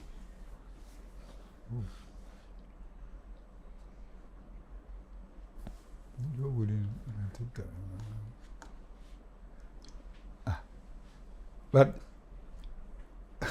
what would I thought to come now? I would love to speak to him, of course. Yes. We've been hunting for him for a long time. Yeah. I'll speak to him, man. Yeah. The Ola man. Ola man, tell him that I recommended it. Yeah. Okay. Maybe you listen to us now when the weight of your voice comes with the recommendation. He talk. He is good. Well, so many years ago, I told him that you'll be leaving the scene, so you people take interest in the sports, swagger. He always says it. It's a very funny man. We went to Barcelona. Now, we were talking on the phone. I think I was talking to Pukunti or somebody. Pukunti! Hey, good guy! You've been telling people like that. I appreciate it. So, when he was launching the book, he told that story. So when he went to Barcelona, Ken said, thank you. Mr. Bediako, thank you so much. I really have enjoyed this conversation with sports journalist, historian, writer, and keeper of archives of Ghana sports, not just football. The writing sports that put in a status when I was getting graduate salary. Yes, indeed. One call university, graduate. Well done. Good job. Yeah, good job. Thank you. Let's meet in the comments. My name is Kafui Dey. God bless. There's one thing you used to say anytime you ended your stories. I want to read it back to you because I like it so much. You have a way of ending your. Cheers, everybody. Keep loving sports. Cheers, everybody. Keep loving sports. Yeah. Is there a history behind that? Oh, I don't know whether I copied it from Edu, but or it was between the two of us, Edu and Fachi or something. We were twins. Okay. So he was also my partner. Yes, it was. Okay, so I'll give you the pleasure of ending this interview. So you can talk to the camera and end the way you end your articles. So you tell them your name and then end the podcast for me. Yeah, can be there for me. Yes, right there. Yeah, cheers, everybody. Keep loving sports. That's it. This is electronic people. We're done. Cheers, everybody. Oh, yeah. Keep loving sports.